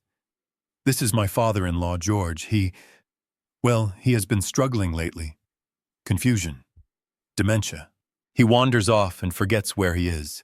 He thinks he still runs things. It is tragic, really." He looked at me with eyes that begged me to play along. He was banking on my shame. He was banking on the fact that I would rather be seen as senile than cause a scene that would hurt my daughter. He thought I still had that weakness. He was wrong. George, Brian said, his voice dripping with condescension. "Come on, buddy. Let's go look at the garden. I bet you want to see the flowers." I didn't move. I took a slow sip of the wine. It tasted like justice. "I don't want to see the flowers, Brian," I said. "I want to see the deed." The room went dead silent. Brian froze. "The deed," I repeated. "You told these fine people you bought this house with cash. You told them you are a self-made man. So show them the deed. It should be in the safe, right? Unless, of course, you don't have it." Brian turned a shade of gray I had never seen on a living human being. He stammered, looking for an exit ramp. "Dad!" "That is enough," Rachel hissed. She grabbed my arm, trying to physically pull me from the chair. "You are leaving, now." I planted my feet. I was 6'2" and built from decades of hauling crates. She couldn't move me an inch. "I am not leaving, Rachel," I said calmly. "But you might want to start packing." It was then that the man to my right cleared his throat. It was Mr. Henderson, the bank director. The VIP guest. The man Brian had been trying to impress all night with his stories of conquest and capital. Henderson had been watching me closely, his eyes narrowed behind his gold-rimmed glasses. He hadn't laughed at Brian's jokes. He hadn't joined in the pity for the senile old man. He had been studying me like a ledger that didn't quite balance. "Excuse me," Henderson said. His voice was quiet, but it carried the authority of a man who controlled half the capital in the city. Brian jumped in immediately. "Mr. Henderson, please ignore him. I will call security. We will have him removed." "Wait," Henderson said, raising a hand. He didn't look at Brian. He looked at me. He leaned forward, squinting slightly. "George," he asked, "is that you?" I turned to face him fully. I hadn't seen Jim Henderson in 15 years. The last time we met, I was signing the papers to sell my fleet. He had been a junior executive, then hungry and sharp. Now he was the man. "Hello, Jim," I said. "It has been a long time." Henderson's jaw dropped. He stood up slowly, his chair scraping against the floor. "My God," he breathed. "It is you." George Caldwell, the chairman. The murmur that went through the room was like a wave crashing on the shore. The guests looked at each other, confused. The chairman, the janitor, the senile old man, Brian laughed nervously. "Mr. Henderson, you must be mistaken. This is just George. He drove trucks. He used to work at the port." Henderson turned on Brian with a look of absolute incredulity. "You idiot," Henderson snapped. "He didn't just work at the port. He owned the port. This man is George Caldwell. He built Caldwell Logistics from a single barge into the largest shipping conglomerate on the eastern seaboard. He is a legend." The silence that followed was absolute. You could hear the ice melting in the buckets. Rachel looked like she had been slapped. Brian looked like he was having a stroke. He sold it," Brian squeaked. "He sold the company. He doesn't have anything." Henderson looked at Brian with pity. "Son, when George Caldwell sold his company, the market shifted. He didn't just walk away with money. He walked away with an empire's worth of capital." "I know. My bank handled the transaction." Henderson turned back to me, his demeanor completely changed. He was no longer the bored guest. He was a junior executive again, standing in front of the boss. "Mr. Caldwell, I had no idea. Brian never mentioned. He said his father-in-law was, well, he said you were a dependent. A charity case." I took another sip of wine. "Is that what he said, Jim?" I asked. "Interesting. Did he also tell you that the collateral for the loan he is asking you for this house belongs to my trust?" Henderson stiffened. He looked at Brian. Brian was shaking his head frantically, sweat flying. No, that is a lie," Brian babbled. "The house is mine. I have the papers." He is confused. "Jim, listen to me." Henderson ignored him. He looked at me. "Is that true, George? Does the trust own this property?" "It does," I said. "And I am the sole trustee. Brian and Rachel are tenants. Tenants who haven't paid rent in 3 years because I covered it. Tenants who are currently in default." I reached into my pocket and pulled out the folded piece of paper Leonard had given me. I slid it across the white tablecloth. It stopped right in front of Henderson's plate. "This is the eviction notice," I said. "And this." I pulled out the second paper, the one Elias had sent me, the copy of the forged loan document with the fake notary stamp. "This is the document Brian sent to the hard money lenders in Jersey. You might recognize the signature. It is supposed to be mine." Henderson picked up the paper. He adjusted his glasses. He looked at the signature. Then he looked at Brian. "This is a forgery," Henderson said, his voice cold as liquid nitrogen. "A bad one. And this lien, this is illegal. You are trying to leverage an asset you don't own to secure a predatory loan." Brian was backing away, now his hands up as if to ward off a blow. "It wasn't me. It was a mistake. The paperwork got mixed up. Rachel, tell them." Rachel didn't say a word. She was staring at me, her eyes wide with a mixture of horror and realization. She wasn't looking at a senile old man anymore. She was looking at the man who used to negotiate contracts with mob bosses and win. She was seeing the father she had forgotten existed. "You lied to me," Henderson said to Brian. "You brought me here to this house, gave me this wine, and pitched me a business plan based on fraud. Do you know what the bank does with fraud?" Brian didn't answer. He couldn't. He was hyperventilating. "We prosecute," Henderson said. The guests were standing up now. The dinner was over. The illusion was shattered. The successful real estate mogul was just a grifter in a borrowed suit. The elegant hostess was a thief who stole from her own father. And the embarrassing old man in the flannel shirt was the only person in the room who actually owned anything. I stood up. I towered over the table. "You wanted me to leave Rachel," I said. "You wanted me to go so I wouldn't embarrass you in front of the important people. Well, the important people are here, and I think they are very interested in what I have to say." I looked at Brian. "You called me a janitor," I said. "You were right. I am a janitor. And tonight I am taking out the trash." I looked toward the hallway. Leonard was there. He nodded. The time for talk was over. The time for consequences had arrived. I turned back to Henderson. "Jim, I apologize for ruining your evening, but I think you should check your compliance logs tomorrow. If Brian has any other accounts with you, freeze them."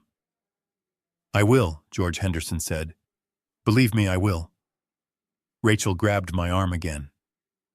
"Dad, please. Stop. We can fix this. We can talk. Don't do this." I looked at her hand. Then I looked at her face. I saw the fear. But I didn't see love. I saw a woman who was afraid of losing her car, her house, her status. I didn't see a daughter who was afraid of losing her father.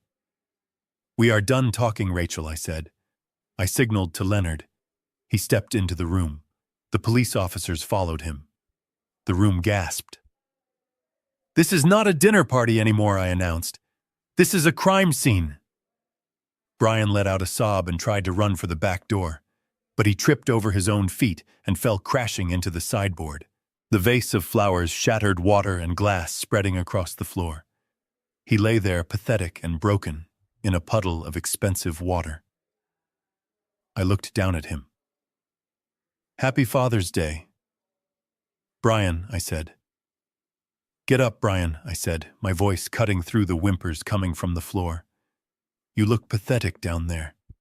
And if you are going to hear what I have to say next, I want you looking me in the eye." Brian scrambled to his feet, slipping on the wet floorboards, his expensive suit soaked with flower water. He looked like a drowned rat in a tuxedo. He backed away until he hit the wall, his chest heaving. Rachel stood frozen near the table, her hands clutching her necklace, as if it were a talisman that could ward off the truth. The guests who had paused in their flight were now watching with a morbid fascination.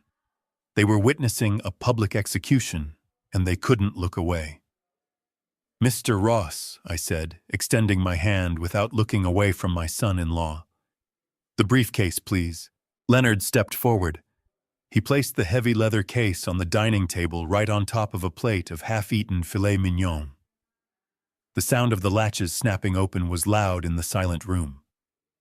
Click, click, like the loading of a double-barreled shotgun. Leonard reached inside and pulled out a stack of files thick and organized with color-coded tabs. He handed them to me.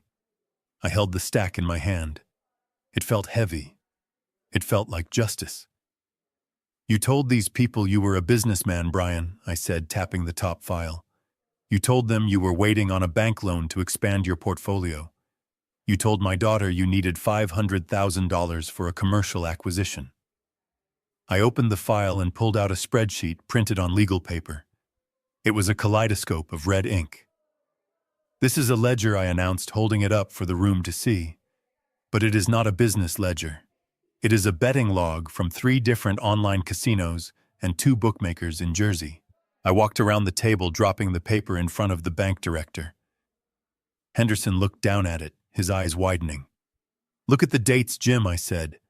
"March 3rd, $50,000 on a boxing match. Lost. April 10th, $20,000 on blackjack. Lost. May 5th, $100,000 on a horse that came in last." I turned back to Brian. "You didn't need a business loan, Brian. You needed a bailout. You lost $350,000 in 6 months. You gambled away your savings. You gambled away the college fund I set up for my grandson. And when that wasn't enough, you tried to gamble away my house. Brian was shaking his head, tears streaming down his face. It was an investment. I have a system. I was going to win it back. I just needed liquidity. Liquidity? I laughed. It was a harsh barking sound. You don't need liquidity, son. You need a lawyer. Because this... I pulled out the next document. A printout of a wire transfer authorization. This is wire fraud. You moved money from the joint account you share with Rachel into an offshore gaming account. That is federal, Brian. And you did it using the Wi-Fi in this house, which makes this house a crime scene. Rachel let out a strangled sob. She looked at Brian with a mixture of horror and disgust. You said it was for the business, she screamed. You told me you were buying commercial lots in heavy growth zones. You told me the money was in escrow. He lied to you, Rachel, I said calmly. Just like he lied to me. Just like he lied to Mr. Henderson. But don't get too comfortable on your high horse, because I have a file for you too. Rachel stopped screaming.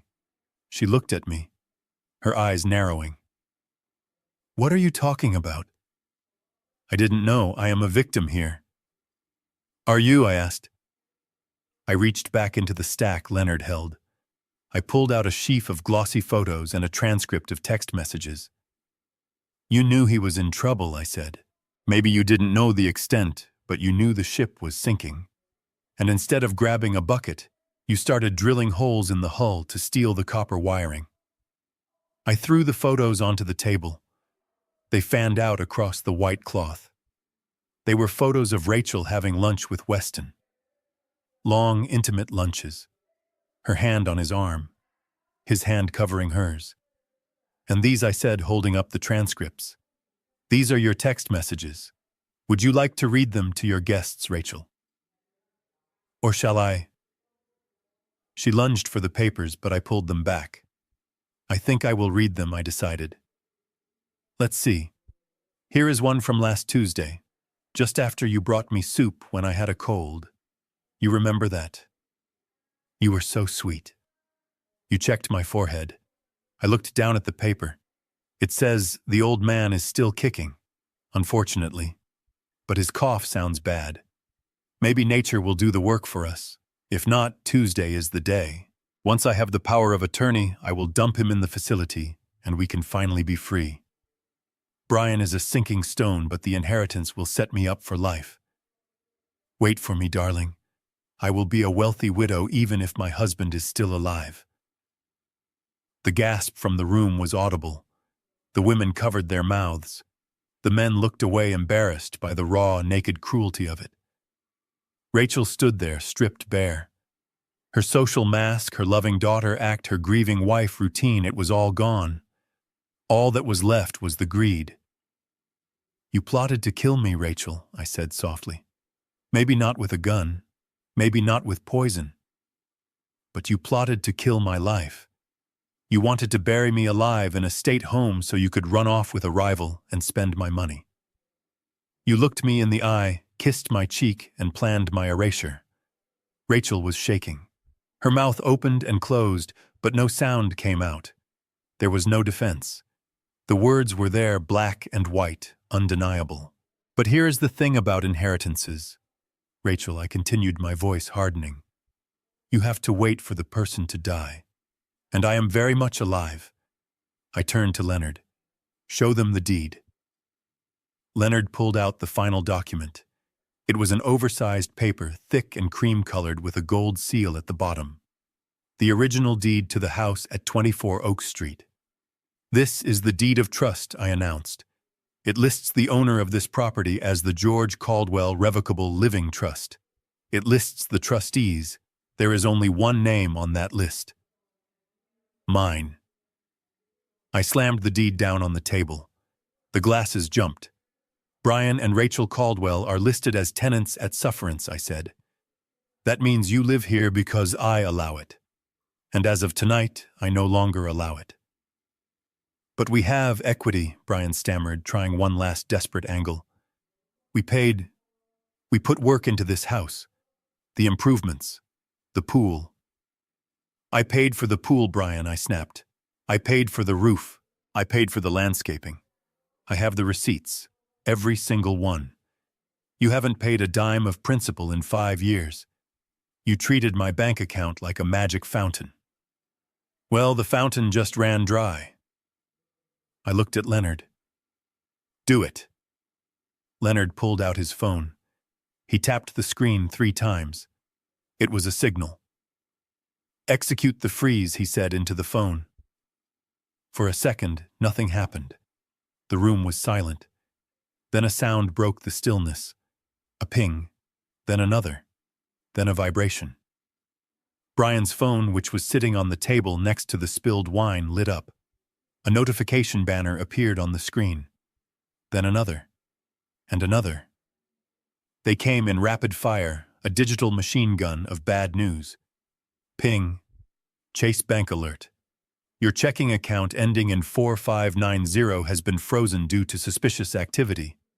Ping. American Express transaction declined. Your Platinum card has been suspended by the primary account holder. Ping. First National Bank security alert. Access to your line of credit has been revoked. Please contact the branch immediately. Rachel's phone, clutched in her hand, started to buzz too.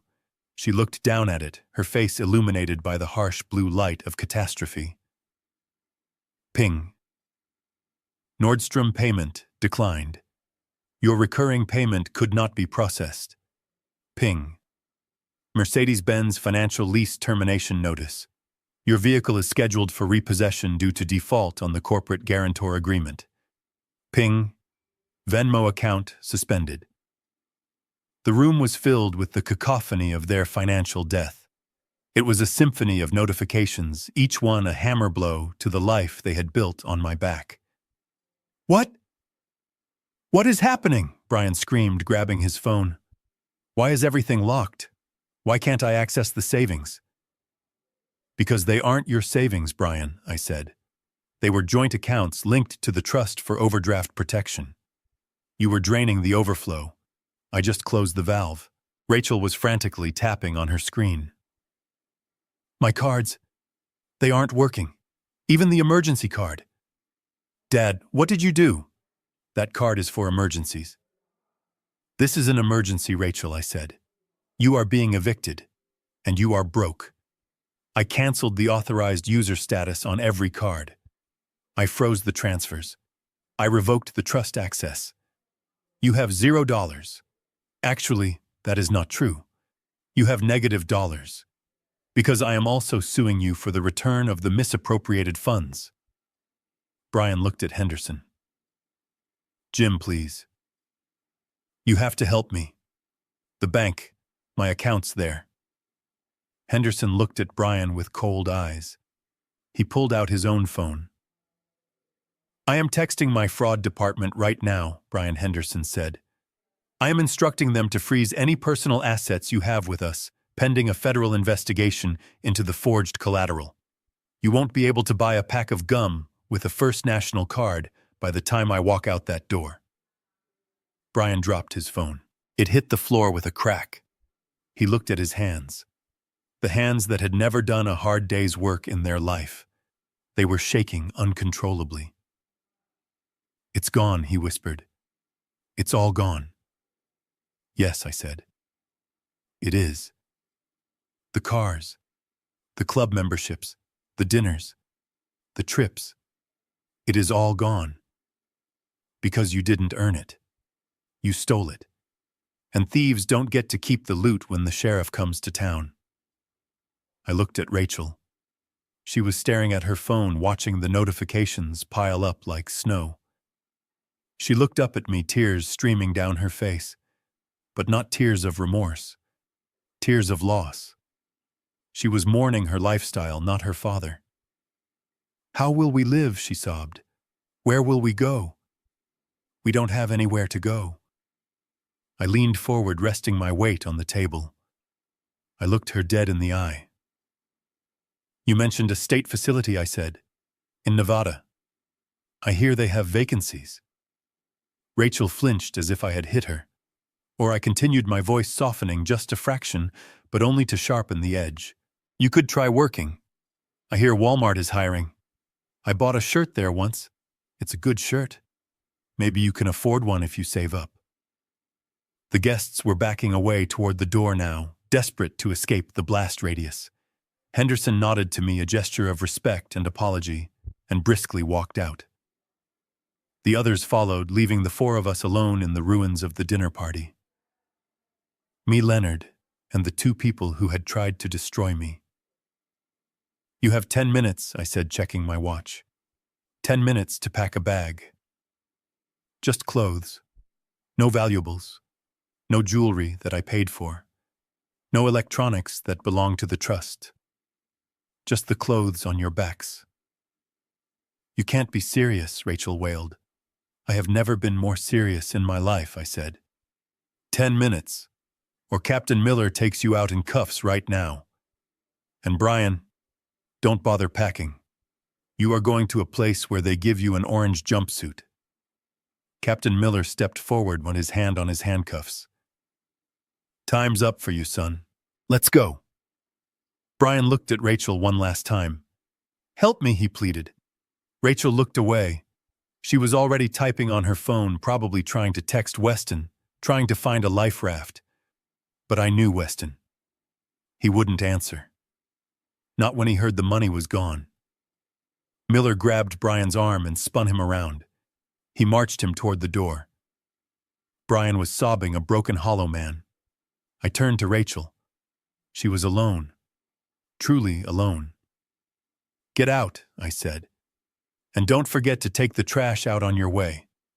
You know where the bin is. It's where you put my watch. The sound of the handcuffs clicking shut should have been the end of it. It should have been the period at the end of the sentence. But Brian was not a man who knew how to accept defeat. He was a man who had lived his entire adult life on bluff and bluster, and now that his cards were on the table and he was holding nothing but jokers, his mind snapped. The reality of the prison cell, the orange jumpsuit, and the end of his country club fantasies was too much for his fragile ego to process. He let out a scream that was not human. It was the sound of a wounded animal, high and shrill. He twisted his body violently, surprising Captain Miller. For a man who had never done a day of physical labor, he found a reserve of hysterical strength. He broke Miller's grip and spun around. His eyes were wild, bloodshot, and bulging. He didn't look at the door. He didn't look at his wife. He looked at me. You did this, he shrieked, spittle flying from his mouth. You set me up, you old bastard! You ruined my life! He lowered his shoulder and charged. He ran across the dining room floor, slipping on the wet petals of the broken flowers, aiming straight for the chair where I sat. He wanted to hurt me. He wanted to wipe the calm expression off my face. He wanted to physically destroy the man who had legally destroyed him. I didn't flinch. I didn't stand up. I didn't even put down my wineglass. I just watched him come. I knew something he didn't. I knew that Leonard never traveled alone. Before Brian could get within 3 feet of me, a shadow detached itself from the hallway wall. It was the man in the dark suit who had walked in with Leonard. I hadn't introduced him, but his name was Marcus, and he was ex-military. He moved with a speed that made Brian look like he was moving underwater. Marcus stepped into Brian's path. He didn't strike him. He didn't punch him. He simply extended an arm and used Brian's own momentum against him. He caught Brian by the shoulder, and the belt spun him around and slammed him face first onto the dining table. The impact was sickening. The table shook. The crystal glasses rattled. Brian's face was pressed into the plate of cold filet mignon. He groaned, the wind knocked out of him. Marcus held him there with one hand, his knee pressing gently but firmly into Brian's lower back. That is enough, Marcus said calmly. I leaned forward. My face was inches from Brian's. I could smell the fear on him. It smelled like sweat and cheap cologne. You tried to hit me, Brian, I said softly. That is assault. Add it to the list, Captain. Captain Miller and the other officer rushed forward, grabbing Brian and hauling him off the table. His nose was bleeding, staining his white shirt. He was sobbing now, the fight completely gone, replaced by the pathetic whimpering of a bully who has finally met a bigger stick. "Get him out of here," I said, waving my hand dismissively. "He is staining the tablecloth." They dragged him toward the door. He kicked and screamed, begging Rachel to help him, begging me for mercy, begging God for a miracle. But nobody was listening. The door slammed shut behind him, cutting off his wails. The room was quiet again. Rachel was standing by the window, her hands covering her mouth, her eyes wide with shock. She wasn't looking at the door, where her husband had just been taken away. She was looking at me. She looked terrified. I stood up. My knees popped, but I felt tall. I felt immense. I picked up the napkin from the table and wiped a speck of wine from my shirt. "There is one more thing," I said into the silence. I walked out of the dining room and into the foyer. Rachel followed me, drawn by a force she couldn't resist. Leonard followed her. I walked straight to the large decorative ceramic urn by the front door. The trash bin. I reached inside. My hand brushed against old mail, a discarded coffee cup, and the Amazon box. My fingers closed around the soft velvet of the jewelry box. I pulled it out. It was dusty, but undamaged. I walked back into the living room, holding the box up so Rachel could see it. "You threw this away," I said. "You didn't even open it. You saw the box, you saw my shirt, and you decided it was garbage. You decided it was unworthy of your brand." Rachel didn't speak. She just stared at the box. I opened the lid. The vintage Hamilton watch sat on the cushion, its gold face catching the light of the chandelier. It ticked softly, a steady, reliable heartbeat. "This isn't junk, Rachel," I said. "This watch was a gift from your mother on the day I signed the incorporation papers for Caldwell Logistics in 1982. It was on my wrist when I bought my first ship. It was on my wrist when I signed the merger deal that made us $60 million. This watch has seen more hard work, more integrity, and more success than you and your husband combined will ever know." I looked at the watch, remembering the weight of it, the history of it. "I wanted to give this to Brian," I said. "I wanted to welcome him into the legacy. I wanted him to understand that time is precious, that you build wealth by the second, by the minute, by the hour of honest labor.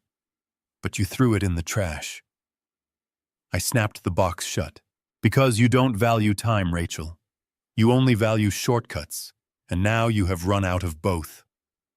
I turned toward the hallway that led to the bedrooms. I raised my voice. "Leo, it is time." For a moment, nothing happened. Then the door to the garage opened. Leo stepped out.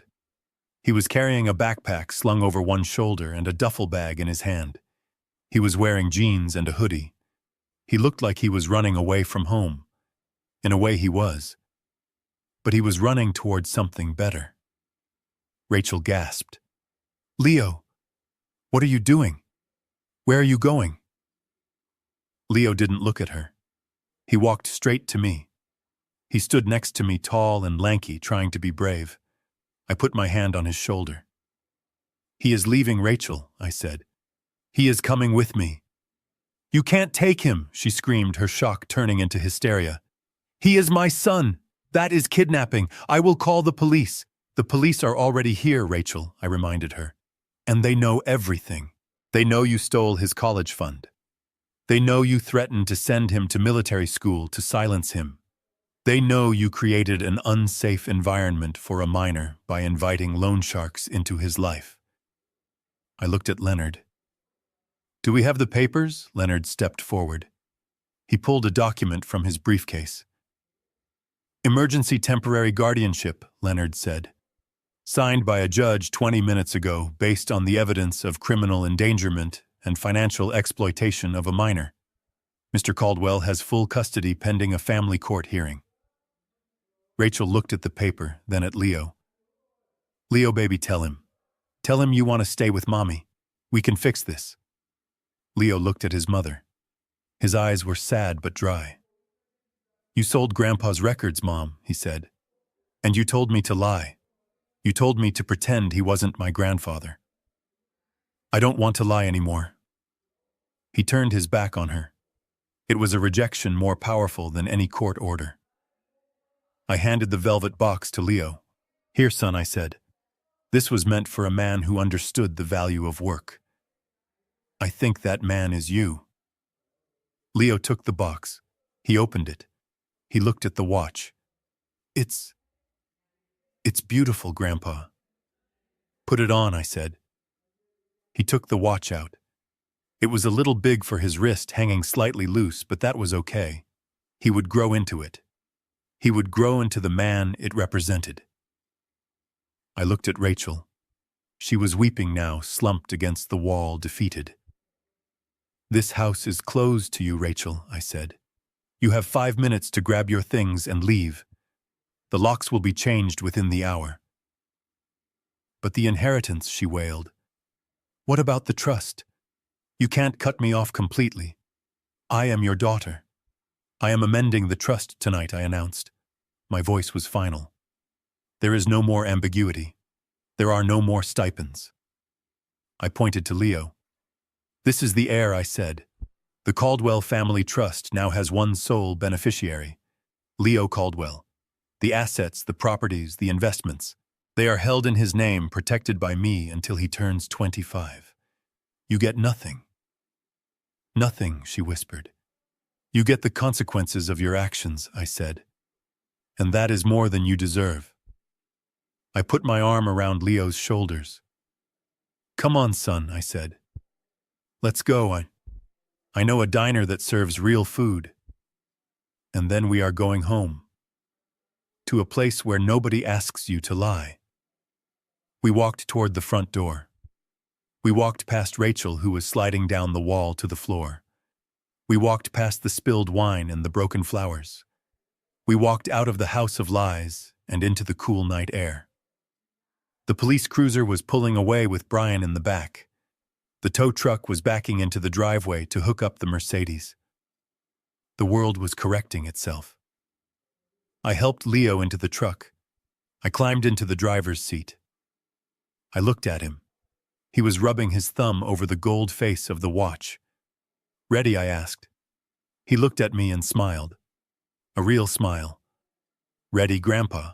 I put the truck in gear and drove away. I didn't look back at the mansion. It was just a building. My legacy was sitting in the passenger seat next to me, and we had a lot of work to do. The flashing red and blue lights of the police cruiser bathed the living room in a chaotic strobing rhythm, cutting through the warm elegance of the chandelier. Brian was gone, his screams fading into the night as Captain Miller shoved him into the back of the squad car. The sound of the door slamming shut was final, a heavy metal thud that vibrated in the floorboards. Inside the house, the silence that followed was suffocating. It was just me, Leonard, the remaining officers, and Rachel. My daughter stood in the center of the room, surrounded by the wreckage of her vanity. The spilled wine looked like blood on the white carpet. The shattered vase was a jagged testament to the violence that had just occurred. She looked at the empty doorway, where her husband had just been dragged out. Then she turned her eyes to me. Her face was a ruin of mascara and terror. For the first time in her life, she wasn't looking at me with contempt or boredom. She was looking at me as the only lifeline she had left in a sea that was rapidly swallowing her whole. Dad, she whimpered, her voice cracking. They took him. They actually took him. You have to stop them. You can't let them take the father of your grandson. I looked at her, feeling a strange hollowness in my chest. There was no anger left, just a deep, icy fatigue.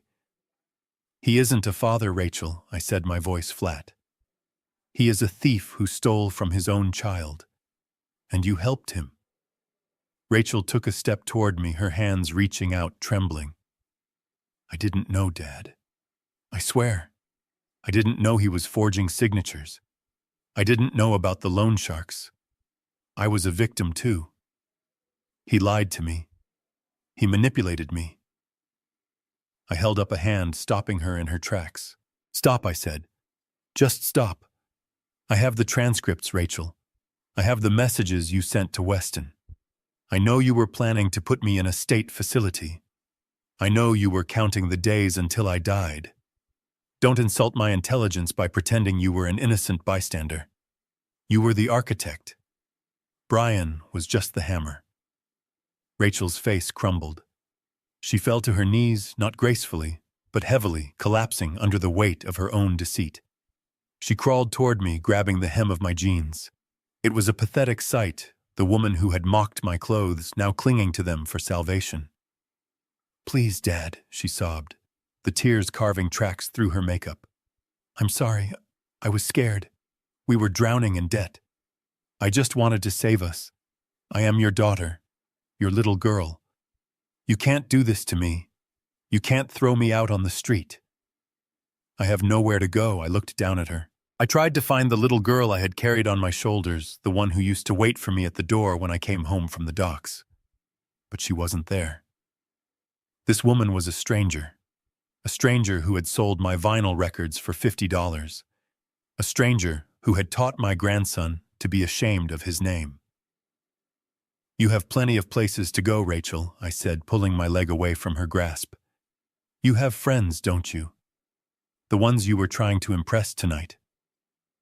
Call them. See if they have a guest room for a woman with no money and a criminal investigation hanging over her head." "They won't help me," she wailed. "They only liked me because of the house, because of the money." "Exactly," I said. "They liked the show, and the show is over." I looked at Leonard. He was standing by the door, his face impassive, checking his watch. It was time. "Get her out," I said. Rachel's head snapped up. "What? No. You gave me 10 minutes. You said I could pack a bag." "I did," I replied. "But that was before Brian tried to assault me. That was before you tried to lie to my face one last time. The offer is rescinded. You leave now." "But my clothes," she screamed, scrambling to her feet. "My jewelry, my laptop. I need my things." "Those aren't your things," I said, my voice rising, filling the room with the authority of the chairman. "The jewelry bought with money stolen from my accounts. The laptop purchased with the credit card you opened in my name. The clothes paid for by the mortgage payments you skipped. None of it is yours. You have been living a stolen life, Rachel. And tonight, the repo man is here." I signaled to the private security officers Leonard had brought along. They stepped forward, large, silent men in dark suits. They weren't rough, but they were efficient. One of them took Rachel by the arm. "Ma'am, it is time to leave," the officer said. "No!" Rachel shrieked, trying to pull away. She lunged for the sideboard, grabbing her purse. "My phone. At least let me take my phone." The officer gently but firmly removed the purse from her hand. He placed it back on the table. "Leave it," I ordered. "The phone plan is in the company name. The device was expensed to the trust. It stays." Rachel looked at me with pure, unadulterated hatred. The mask was gone completely now. There was no more begging. Only the rage of a narcissist denied her supply. "I hate you," she hissed, her voice venomous. "I hate you. You are a cruel, bitter old man. I hope you die alone." I looked her in the eye, unflinching. "I won't be alone, Rachel," I said, calm as the grave. "I have Leo, and I have my dignity. You are the one leaving this house with nothing but the dress on your back and the hate in your heart." I nodded to the officers. "Take her." They marched her to the door. She kicked and screamed, cursing me, cursing Brian, cursing the world. But they didn't stop. They dragged her through the foyer, past the mirror, where she had admired herself so many times, and out into the cool night air. I followed them to the threshold. I watched as they escorted her down the driveway, past my rusted Ford truck, past the manicured lawn she loved more than her father. They led her to the edge of the property line and released her. She stood there on the sidewalk, shivering in her silk dress. The streetlights illuminated her in a harsh, unforgiving glare. The neighbors were watching from their windows, the curtains twitching. She was exposed. She was destitute. She was exactly where she deserved to be. She looked back at the house one last time. She looked at me, standing in the doorway, the master of the domain she had tried to steal. "Don't come back, Rachel," I called out to her. "If you step foot on this property again, you will be arrested for trespassing." She turned and ran. She ran down the street, her heels clicking on the pavement, disappearing into the darkness of the neighborhood she could no longer afford. I watched her go until she was just a shadow. Then I stepped back inside. I closed the heavy oak door. I turned the deadbolt. The sound was the most satisfying thing I had heard in years. The house was quiet. The jazz music had stopped. The air smelled of expensive perfume and stale wine. It was a beautiful house, but it needed a deep cleaning. I walked back into the living room. Leonard was packing his briefcase. "It is done, George," he said. "The locks will be changed within the hour. The accounts are secure." "Thank you, Leonard," I said. I sat down heavily in the chair at the head of the table.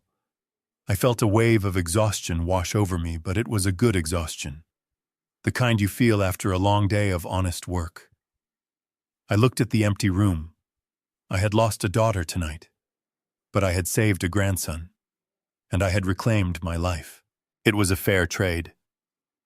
The sun that hit the kitchen island the next morning wasn't the same sun that had set on the disaster of the night before. It felt cleaner, sharper. It cut through the floor-to-ceiling windows, illuminating the dust motes dancing in the air, but it didn't feel oppressive anymore. It felt like a spotlight on a blank stage.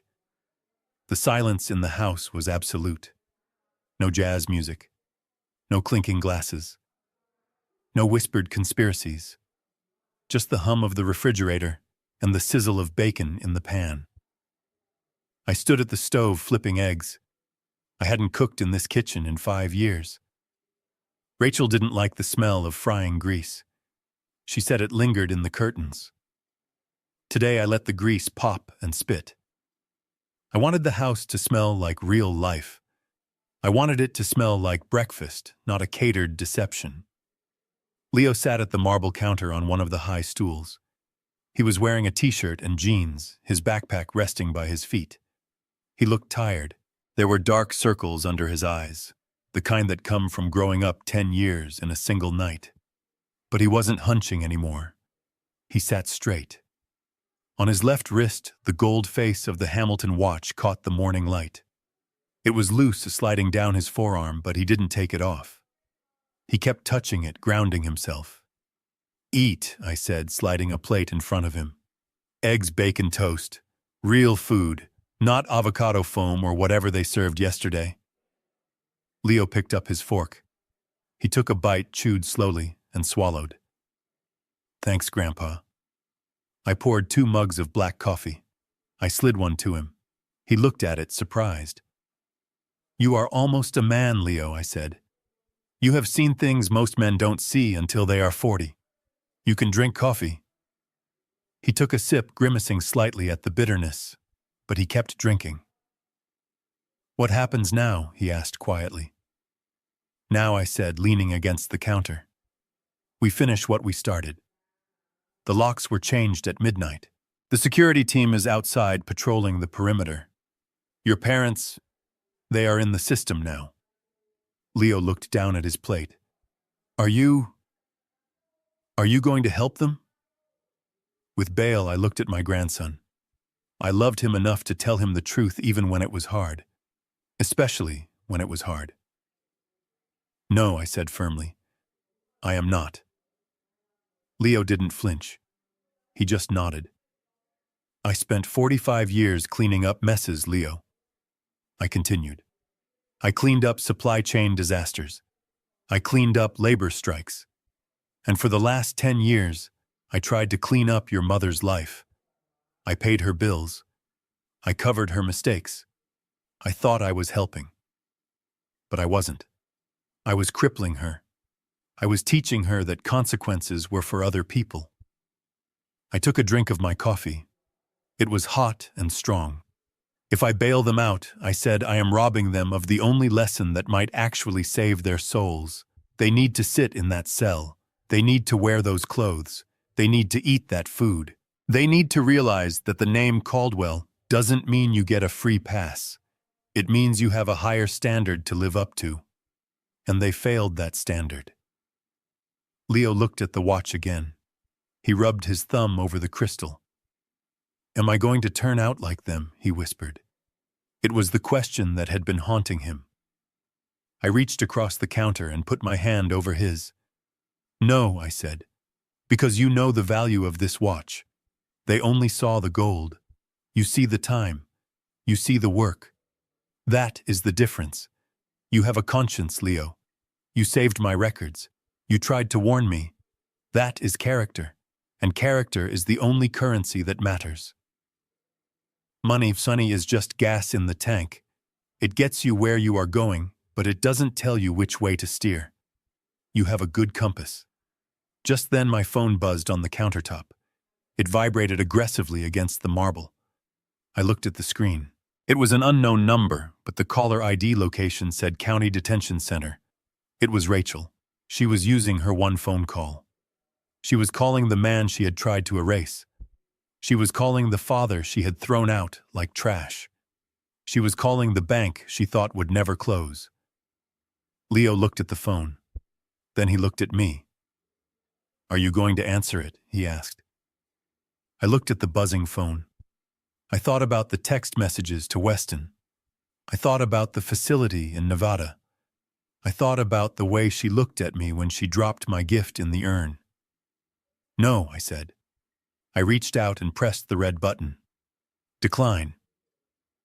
Then I tapped the screen 2 more times. Block caller. The buzzing stopped. The kitchen was quiet again. That part of my life is over, I said.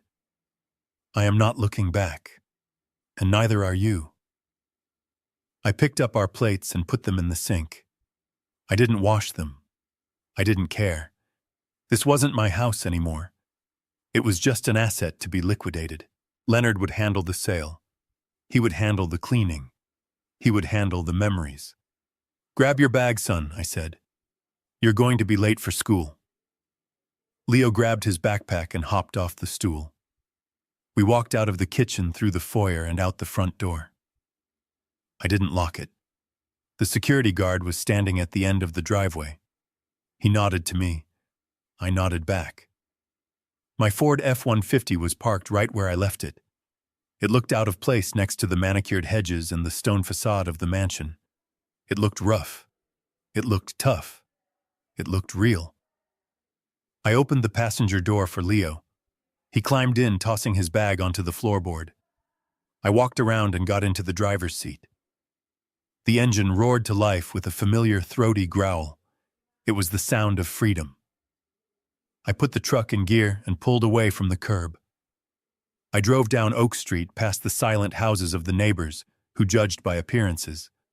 I didn't look in the rearview mirror. I didn't look at the house that Greed built. I looked at the road ahead. I looked at my grandson sitting next to me checking the time on his grandfather's watch. We turned onto the main road, the morning sun hitting the windshield. Where are we going after school? Grandpa Leo asked. Home, I said. To my apartment. It's small. The faucet leaks a little, but the rent is paid, and the records are there. Tonight we are going to listen to Coltrane. Sounds perfect, Leo said. And it was. It was absolutely perfect.